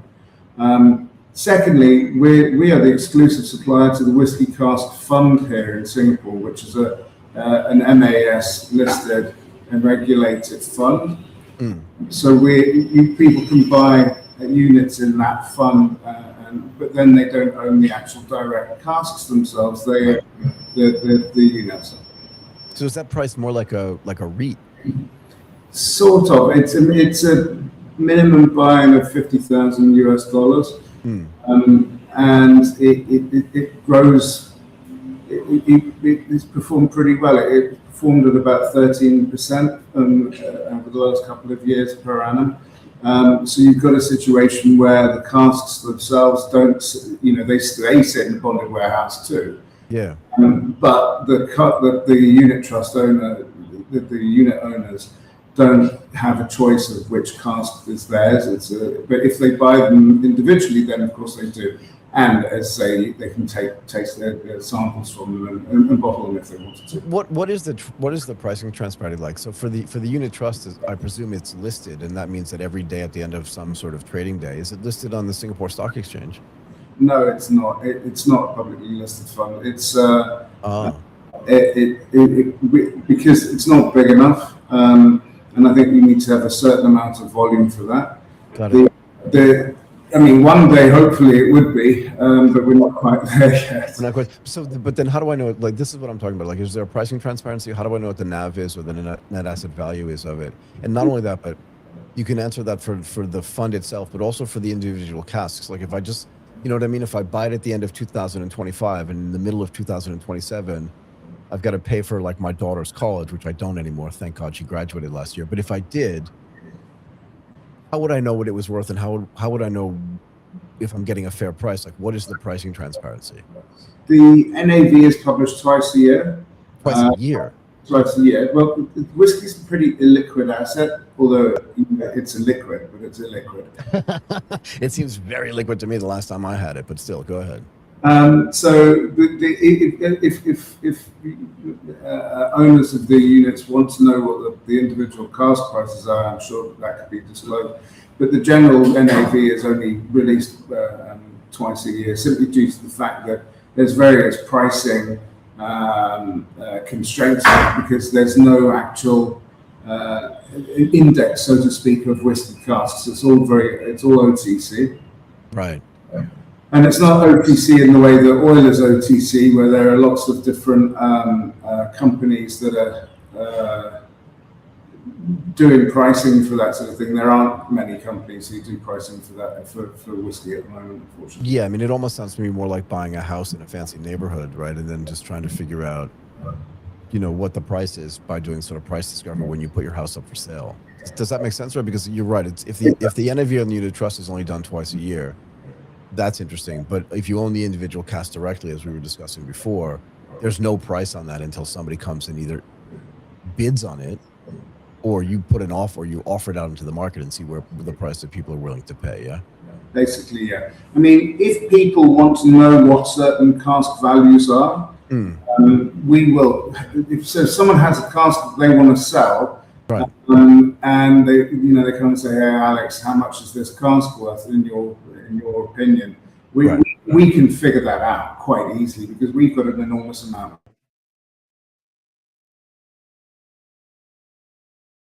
Perhaps at one point we will publish a lot more of this online, but we have to do that in conjunction with various other brokers and warehouses and distilleries so that we're not stepping on anybody's toes, because it's a very small business. While there are 1.5 billion bottles of whiskey drunk every year, it's, there's only 150 Scotch distilleries. So everyone knows each other. And I think that the way that the pricing is done is more convenient for the industry than not. Yeah, not for the individual investors. What would it take to get more brokers involved and hence increase the exit liquidity? Do you know what I mean? Well, it's relatively finite because only something like 2% of all whiskey that's produced is sold privately. Really? Yeah, it's because, if you think about it, you've got Diageo who produce Johnny Walker whiskey, as I mentioned earlier. Right. They produce roughly 30% 20% of all Scotch that's exported. So they need all the stock. They only sell a very small proportion of it. Most of the distilleries are like this, and you've got a situation where they keep hold of the stock, and they don't really want to sell it. So because they don't need to, because they need it for their own bottle ends, right? For distribution. So it really is a case of the market isn't really that big in terms of private cask sales. It's probably worth not even more than let's say $500 million to $1 billion USD a year, if that. Interesting. How is it? Is Diageo in the whiskey market equivalent or similar to what Luxottica is in the eyeglass market, in the sense that they just dominate the space so much that they're the price setters in the market because they just have so much of the supply and demand, frankly? Well, to a large extent, yes. You've got Macallan also, which is pretty big, and that's owned by Edrington. Okay. And so, it's not entirely one large company that is overbearing to everyone, but because there's Pernod Ricard in the market too. There's LVMH who produce a lot of whiskey. There's Beam Suntory. Oh, right. So that's a Japanese American company that owns half a dozen distilleries. So while Diageo is one of the big boys in the room, there are other players who are not too dissimilar sized. Interesting.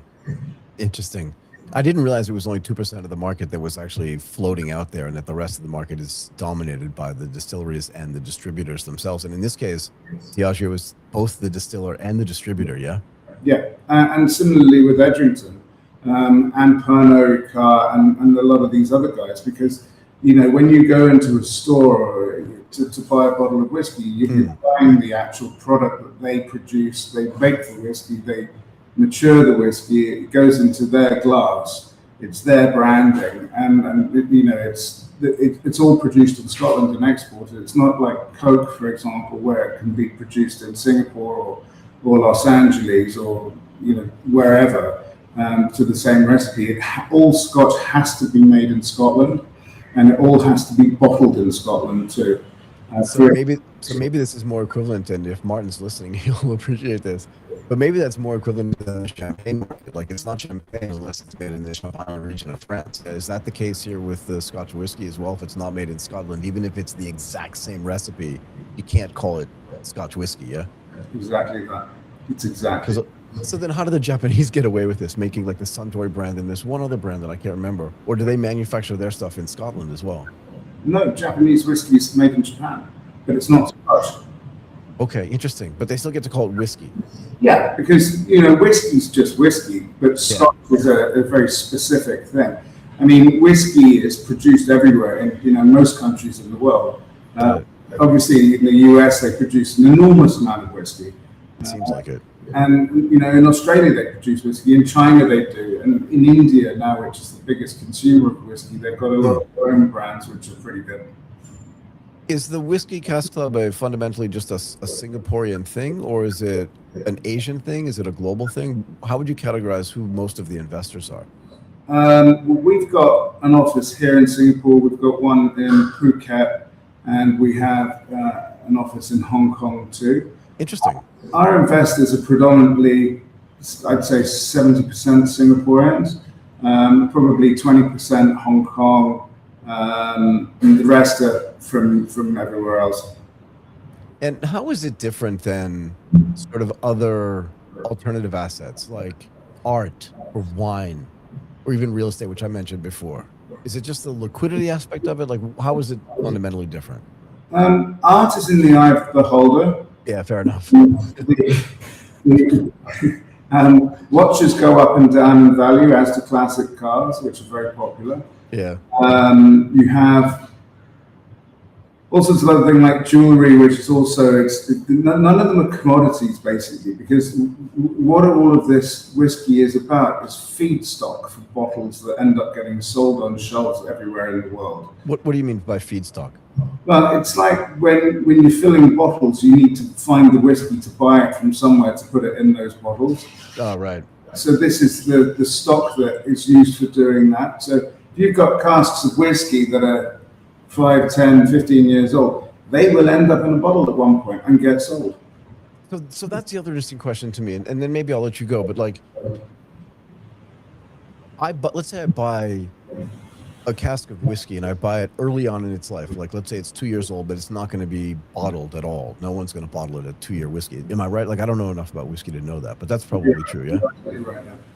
So is there a time cutoff? Like, would anybody bottle 5-year whiskey, or is it just like 10 is the first time they put it into a bottle? Funnily enough, most whiskey is blended, so it's under 5 years old. You can bottle whiskey and it's perfectly good at 5 years. It depends on what barrel it's been in to give it the mature flavor. At the end of the day, the reality of it is that you can bottle whiskey at 3 years old because that's the legal minimum that it has to be in a I was going to ask, yeah. Before it actually is allowed to be called Scotch whiskey. Got it. Or whiskey in general, actually. So you've got but however, you can keep casks for 40, 50 years. The disadvantage of holding on to them that long is that it evaporates. There's this thing called the angel share, which largely is evaporation.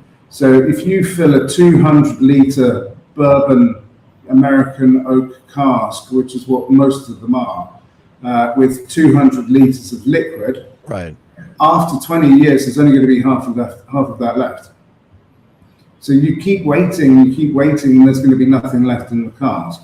So the sweet spot is typically 14 to 18 years. So when the distillers are actually making the whiskey, do they have like, this cask is meant to be for 10 years? You know what I mean? Is there a different way to make it? And then the last thing before I let you go is, do I have agency if I own the obviously if I own the unit trust, I don't have any agency over when a particular cask gets sold or bottled. But if I own the cask itself, do I have agency over when it gets bottled, or can the distiller just come in and go like, here's your payout for this 10-year thing that has this value, and now I'm going to bottle it? Like, is that one of the ways that these things exit? So one of the casks don't, the whiskey doesn't go in a cask with a little sticker on it saying this is going to be 5 years, this is going to be 10 years. Got it. It's typically what they need for their stock for the bottling. And however, it could go to independent bottlers. And yes, of course, you've got agency over it. It's literally the same thing as going into the store, buying a bottle of whiskey. You're just buying something that's 200 liters in a wooden barrel. Got it. If you want to sell it at any time, that's entirely up to you. Got it. So it belongs to you. Although you don't take delivery of it, you can take delivery of it if you bottle it and ship the bottles to wherever you want. Interesting. Okay. Alex, thank you so much for giving us all this great information. I really appreciate your time today. No, thanks ever so much. It's really enjoyable. Thanks so much. Cheers. Cheers. Okay, let's bring in our last guest for today, Parikshit Deshmukh, co-founder at The Sis. I think I got that right, but we'll ask him when he joins us. How are you?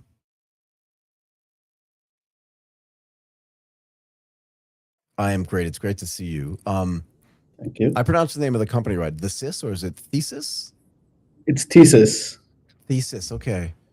Yeah. Interesting. We can talk about that in a second. Look, we wanted to have you on the show, obviously, because we wanted to talk about how generative interfaces help businesses turn static software into adaptive, agent-powered AI products. But maybe you can tell us a little bit more about the work that Thesis does. Absolutely. I'm Parikshit, by the way. I'm co-founder at Thesis. Yep. And along with my other co-founder, Rabi, who's one of the best engineers I've worked with, we are building the interface layer of AI. And that's what we call generative UI. And generative UI didn't exist as a category probably like 6 months ago. Yeah, probably. Go ahead. Yeah. So over the last 6 months, we've built this category. The idea is simple. I mean, AI shouldn't respond with text. It should create the right interface for the task. It could be anything from charts, dashboards, reports, workflows, whatever it is. And the most interesting part is that we've open sourced the core very recently as OpenUI. So yeah, we are really looking forward. Now that we've created the category, we are really looking forward to make it very popular, and we are looking forward to making it the default way people interact with Interesting. AI. So what was the concept, or I hate to say this, what was the thesis? You're going to kill me for this, for open sourcing it? I mean, honestly, we know that generative UI is the only way AI interfaces can, become human. Rather, I mean, if you look at it this way, Go ahead. The world is moving through 3 phases, right? The first phase was chatbots, so you type something and then the AI replies. Yeah. And that was the starting point. It was just making AI accessible. It was simple, familiar. It let people experience AI without, learning a new product. The second phase is what we are seeing right now, is agentic interfaces, where every agent is starting to do work. They're doing calls to tools, they're fetching data, they're taking actions, and that is huge. And that's the whole reason it needs like an interface now. And what do we think is the next phase is going to be much bigger? It's going to be about full-blown generative UI apps, and apps that do not start with fixed screens, right? Apps that start with like user intent. So the moment a user expresses an intent, an entire app gets built in real time for that user. And for this to happen, just 1 or 2 companies working in that direction would be enough, right? So we wanted to kind of accelerate this entire process. And the whole idea of outsourcing open sourcing OpenUI was the same. We didn't want it locked inside our company. We wanted the community to come forward, build with it, take it, make it, break it. Got it. So give me an example where an app or some piece of software gets generated in real time, and then the user interface itself is generated in real time as well. Like, just give me a situation where that would happen and why that would be necessary, and then why that UI would be different for me than it might be for you. Yeah, I mean, honestly, let's take an example of a company, right? And imagine we are sitting in a meeting, and now you have the CEO of the company, the sales head of the company, the marketing head of the company. Yep. And all of them are essentially looking at the same data. Right. They're looking at sales, they're looking at their funnels, they're looking at different things. And all of them probably have the same question: how are we doing? Right. But for every how are we doing, there is a different answer. When a CEO is looking at that data, he's probably trying to see what are our revenue numbers, how much are we converting. When the sales guy is looking at it, he's probably looking at some different data. The marketing guy cares about a different data altogether. Mm-mm. Now, the same data for all these three people could mean different things, and there is no reason all three of them should see the same dashboard. Right. Okay. So now when if there is an intelligent system in between and a CEO asks how are we doing, it should create a new dashboard on the go that's more relevant to the CEO. And when a sales guy asks it, it should probably create a new dashboard that's more relevant for the sales guy. Okay. A simpler example could be, let's imagine I'm trying to plan a trip to Japan or something. Oh, really? Right. Ask me. I used to live in Japan. I can tell you anything. Sorry, go ahead. I'm just playing around. Yeah, go ahead. Yeah. So let's say someone who doesn't have your help wants to plan a thing, right? Right. And now planning a trip is such an organic thing. You need like checklist, you need flight rates, you need like 100 different things. Yeah. And usually all we are given is Google and this one flat ticket booking tool. Right. But what if I could create a canvas for myself by just expressing the intent that, hey, I want to go to Japan. Why don't you help me plan it? And based on that intent alone, it creates an interface where I can see, the best places to visit, best food. It could show me like a trend of my flights, how the rates have gone up and down in the last few months. Yep. Right? The entire interface just, building around that singular intent. That's another example I can think of. But yeah, I mean, for every individual, every point of the day, they're trying to solve something different. And the whole idea is generative AI can enable, giving an interface to that. So great idea. But how does it know what interface or what UI it should build? Right? In other words, do I have to prompt it into it and say, you know what I mean? Like, does the CEO have to say, I'm the CEO of this company and here's the data that I want, build a dashboard for me? Do you know what I mean? Like, when does the process start and what does it look like when it's going on? And can it iterate in the, like, if I get a dashboard and I'm like, that's not what I want, how do I fix it? How does all that stuff happen? Right. So all of these things don't need to be said explicitly, because if you're saying it explicitly, then you're indirectly building this. Like, it sounds more similar to code generation or prompt to UI. The way this gets built is, sorry, were you saying anything? No, I was just agreeing with you because that's what it sounds like, right? It sounds like I have to come up with, if I'm the CEO or my CEO's assistant or whatever it is, I've got to come up with a bunch of prompts to say, I'm sitting inside of Thesis and it has access to my data, let's say, because I've given it access to my data. I create an agent that then, I presume I'm creating an agent that then says that I have to tell, I'm the CEO of this company and I want to have a view on the data that looks like X because that's the thing that interests me. And I'm just trying to figure out if that's the process or if there's a more standardized way where I can pick and choose some things and it generates it. And do you know what I mean? Like, how does the whole thing actually work?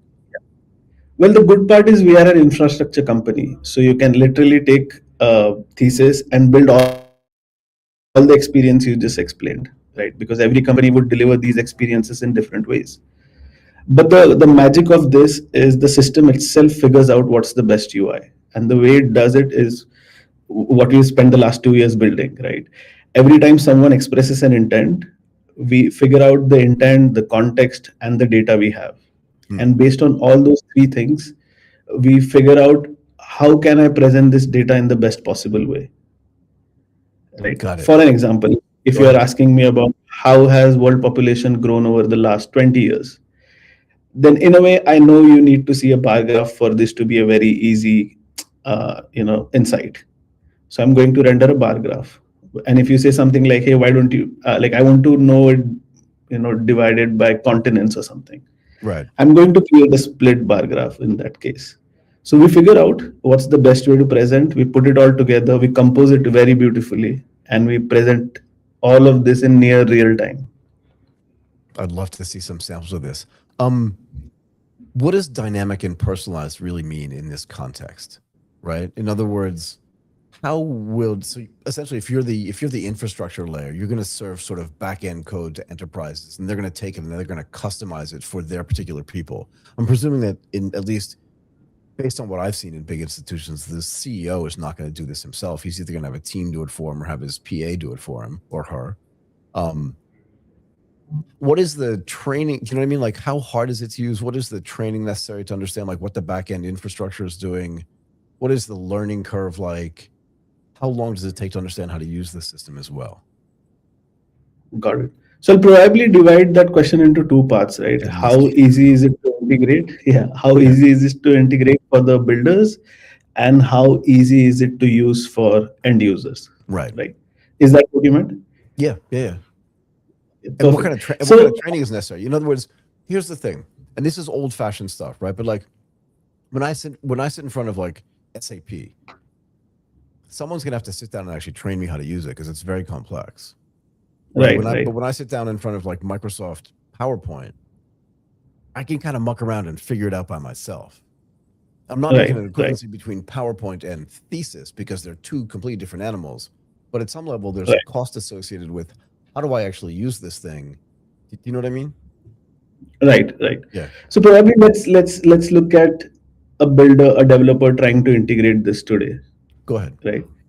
For them, it's going to be as easy as integrating an LLM. So if a developer can integrate OpenAI in their product, we are a drop-in replacement for that. You literally don't need to do any extra efforts, right? So it's as easy as just putting a drop-in replacement for OpenAI. Go ahead. And we are OpenAI compatible, so we work with their entire stack by default. So, right? so you're not model agnostic either. You're using all of OpenAI stuff. Anthropic is off to the side. Whatever, yeah. Yeah, we are model agnostic. We work with all the frontier models. Yeah. In fact, we work with all models. We support all models. Okay. I'm just talking about the ease and the compatibility of the product. Got it. Go ahead. The ease is as easy as putting a LLM based URL, and the compatibility has the same, breadth as OpenAI does. So on the builder side, it's super easy to integrate. Probably takes 30 minutes and then a couple of days to iron it out. But you can start seeing the first few responses very quickly. So now if you have like, let's say a SaaS tool and you want to put a co-pilot that responds with graphs, charts, dashboards, you could get that running in like 30 minutes. Sorry, can I interrupt you for a second? So do you integrate with tools like Google Sheets and with Microsoft Excel to create those graphs, or do you have your own modules that just creates those separately? You don't need to use these other tools. Oh, for the last 2 years, we've spent a lot of time creating an entirely new design system. Interesting. Because like I said, super cool. Because all the AI conversations, there is no reason and logic to it. There's no order to it, right? People can ask anything in any manner. So the UI library needs to be scalable enough to address all queries. Right. And in order for that to happen, we need to look at every single component. We need to look at every single, building block and make sure it's extensible for all use cases in all domains for all user queries. Interesting. And then we put all of it together. So there was no other way than building it in-house. And I would love to show it to you someday, but the responses that our API gives, it's one of the best designs UI you'll see in AI interactions. Can't wait to see it. You're going to have to give me access to it so I can do some tests on this, because there's tons of data that we have access to, or that I can create for sure. I can even create some synthetic data and then run it through some of these tools. I would love to see the way this thing works. Okay. What are some of the hardest technical problems in making these interfaces feel like, you know what I mean? Like they're the thing that I want to have.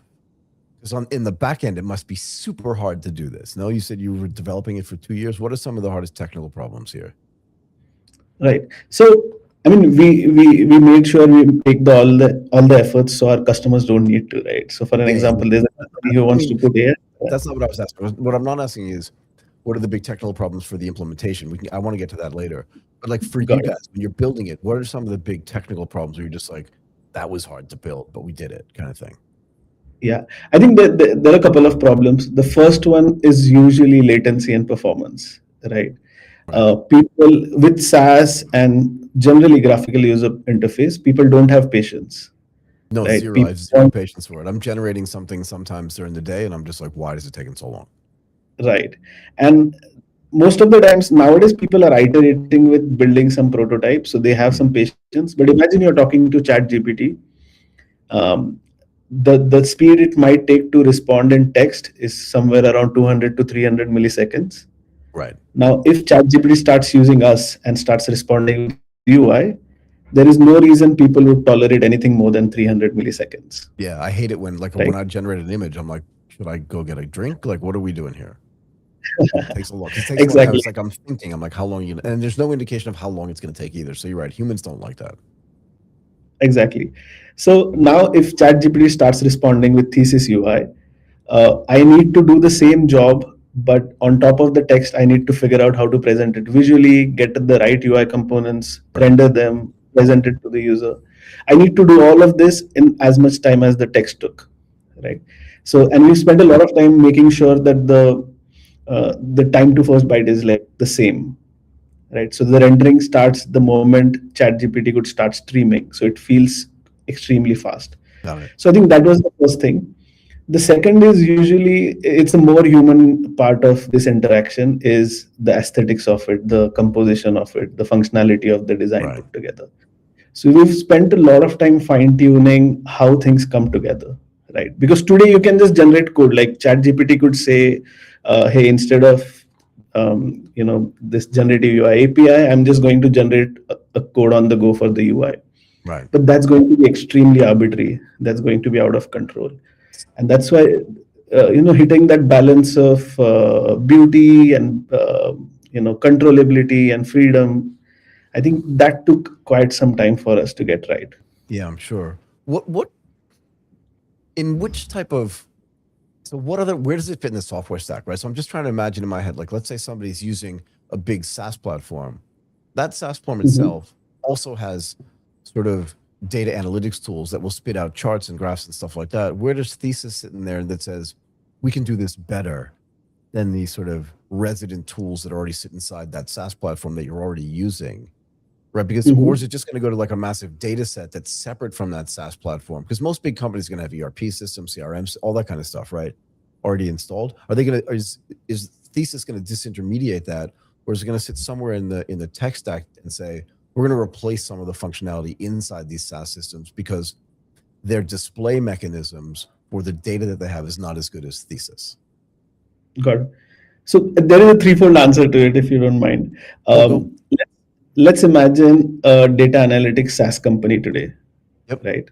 And let's say they are serving their customers, but their customers might want different dashboards every single day. So now, without AI and without generative UI, every time a customer asks for a dashboard, this SaaS company will have to go back to their data analytics team, dashboard build, and put it up. If they integrate thesis in their stack and release, release an AI version of like an AI agent for dashboards, then their users can directly ask question to the AI agent in that SaaS tool, and that SaaS tool can generate a new dashboard for them, right? So that way it kind of takes care of this long journey of having, to work with data analytics team, them rebuilding the same dashboard for different users, data pipelining. So it takes a lot of effort, takes a lot of money and a lot of resources. So we are we speed up that entire process. And the way this sits in the stack is everything remains unchanged pretty much. We sit right next to the LLM, right? If you have integrated, let's say, an LLM to create a chatbot on top of your SaaS, we sit right next to the LLM and we kind of augment the LLM to respond with UI. So nothing changes in your entire stack, just that in 30 minutes, it can start responding with UI. Got it. And talk to me about like token usage optimization, which is a phrase I just made up off the top of my head. How do people know like what it's going to cost them to actually use this? And how concerned are you about it? Yeah, I think, and thanks for bringing it up. I kind of forgot it. But yeah, I think one of the things that matters a lot more after latency is efficiency, right? How much tokens do you consume? How expensive are you really? And the assumption would be, right, an AI tool generating dashboard every single second would be more token, like it will consume more tokens. Yeah. But the way we've built this, we've somehow managed to do lesser token consumption than any other service. We do almost 70%. Yeah, we've done like 70% reduction in token consumption compared to the next company that does this, like JSON Render, for an example, or A2UI by Google. So 70% lesser token consumption, but at the same time, imagine you've built a dashboard and now you just want to apply this tiny filter on that dashboard. With every other tech, it's going to redo the entire screen, right? So it's going to consume all the tokens all over again. With Thesis, if you've generated a dashboard and you apply a filter, we don't consume any tokens. We just, update it without. I mean, it's a persistent dashboard after that point. Once the dashboard becomes persistent. Yeah, that's what I was going to ask. Okay. That ends up saving like good 90% in the long run. So 70% lesser tokens to create and 90% lesser tokens to keep using it. Sounds like magic, which is what technology actually should be. In your interactions with big enterprise customers, what do you see as the biggest challenge for them to deploy AI agents at scale, especially when those agents, as you say, sort of sit next to their existing SaaS systems? Like, are they ready for this? This is the question I've been asking kind of all day, and I'll keep asking until people tell me that incumbent institutions are actually ready at scale to implement AI agents because their technology wasn't built for it. I'm just curious what the behavior is that you're seeing and what the intentionality is. In other words, they feel like, yeah, it's okay, we can employ agents, no problem at all, even on our legacy systems. Right. So honestly, I think almost every enterprise has now accepted one thing, that they have to become an AI first company, right? They have, but how long does it take to get there? Like that, this I don't disagree with at all, but like how long until they can actually use these tools in a way that's efficient for them as well? Right.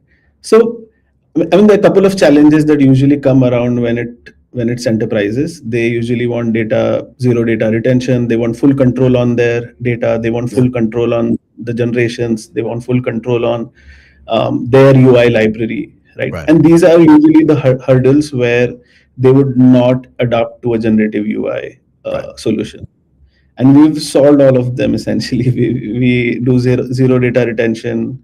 We can render their own UI library. We promise them the accuracy that they usually look for, and then compliances, of course. So I think most of the enterprises have now developed a muscle to, this was probably not a case 6 months ago, but now they've developed a muscle to kind of build the first versions of their AI offerings. Right. And the journey from there to integrating generative UI is not long because it doesn't take much.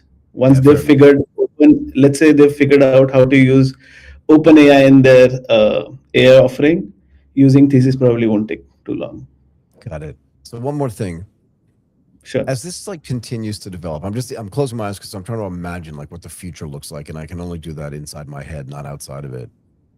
Right. As all these sort of products become sort of API compliant, MCP compliant and stuff like that, so that agents can actually talk to them in a way that's native, what happens to this idea of a traditional user interface, right? I'm just thinking about all the products that I use today. They all have an interface. Most of them are terrible, to be fair. Yeah. Tell me, I mean, you must agree with me that they're terrible, the ones that exist right now. Otherwise, you wouldn't have built this because you feel like the interface you're building is way better than the interface that already exists on these tools. How's the next generation of computer users or tech users going to think differently about a UI than I think about it? Got it. So, I mean, yes, most of the interfaces suck, but there's some great ones as well. Yes, right. But in general, I wouldn't have used that word, but yeah, but fair enough. Yeah, I am passionate about all of these. I'm a designer as well. So, but yeah, traditionally, if you look at this, right, every time a product is built and an interface is built, it goes through a cycle. A product manager dreams up a journey, then the designer designs like 7 screens, or builds those 7 screens, and then the user will use them in the same order. So it's about defining the user experience and then user learning how to navigate through those 7 screens, right? That's how traditionally software was built. What AI has changed it, there is no order, there is no 7 screens anymore. Right? People just wake up and say, solve this problem for me. And that's only going to become easier and easier. And that's going to be increasingly the way users behave. They are just going to ask for a solution, and the system needs to figure out how to solve all of this, right? So I think in future, we do see generative UI apps. Like I said, you'll never need to install another app on your phone.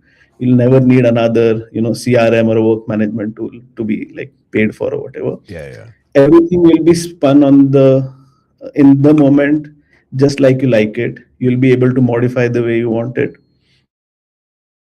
right? And so all this will be software on demand, essentially.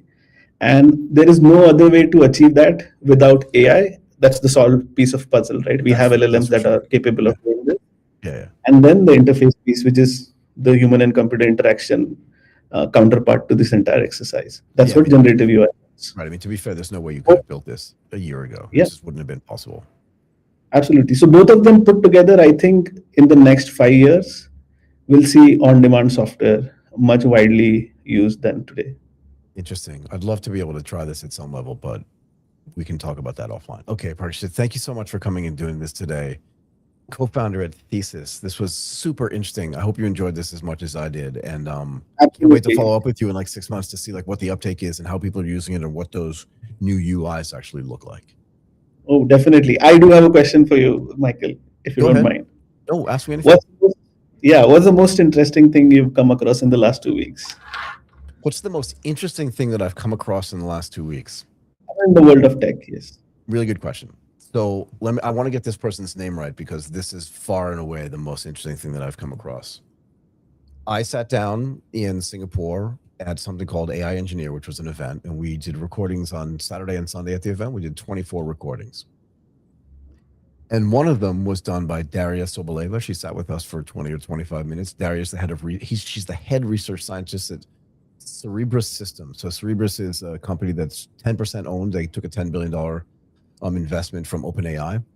And you should watch this actually segment because Daria and I sat down and talked about the difference between NVIDIA's GPUs and how they handle data and why you need 1,000 of them and why you may just need like 5 of the wafer style computer chips that Cerebras is developing and the different ways that they handle data. And I've had this concept that I talk to people about all the time because I didn't know all the technical terminology, but this idea that like maybe there should be vertical models for everything as opposed to these overarching, sort of monolithic LLMs. And then she taught me about this mixture of experts context and how you tag things inside of it. So you can still have this big monolithic model, but when you give it instructions via these new Cerberus chips, that they can use the MOE architecture to then go and just specifically use the portion of the LLM that you want to use, which is much more compute efficient and a whole other things around it. But that to me was fascinating. And she was brilliant. And she was so brilliant.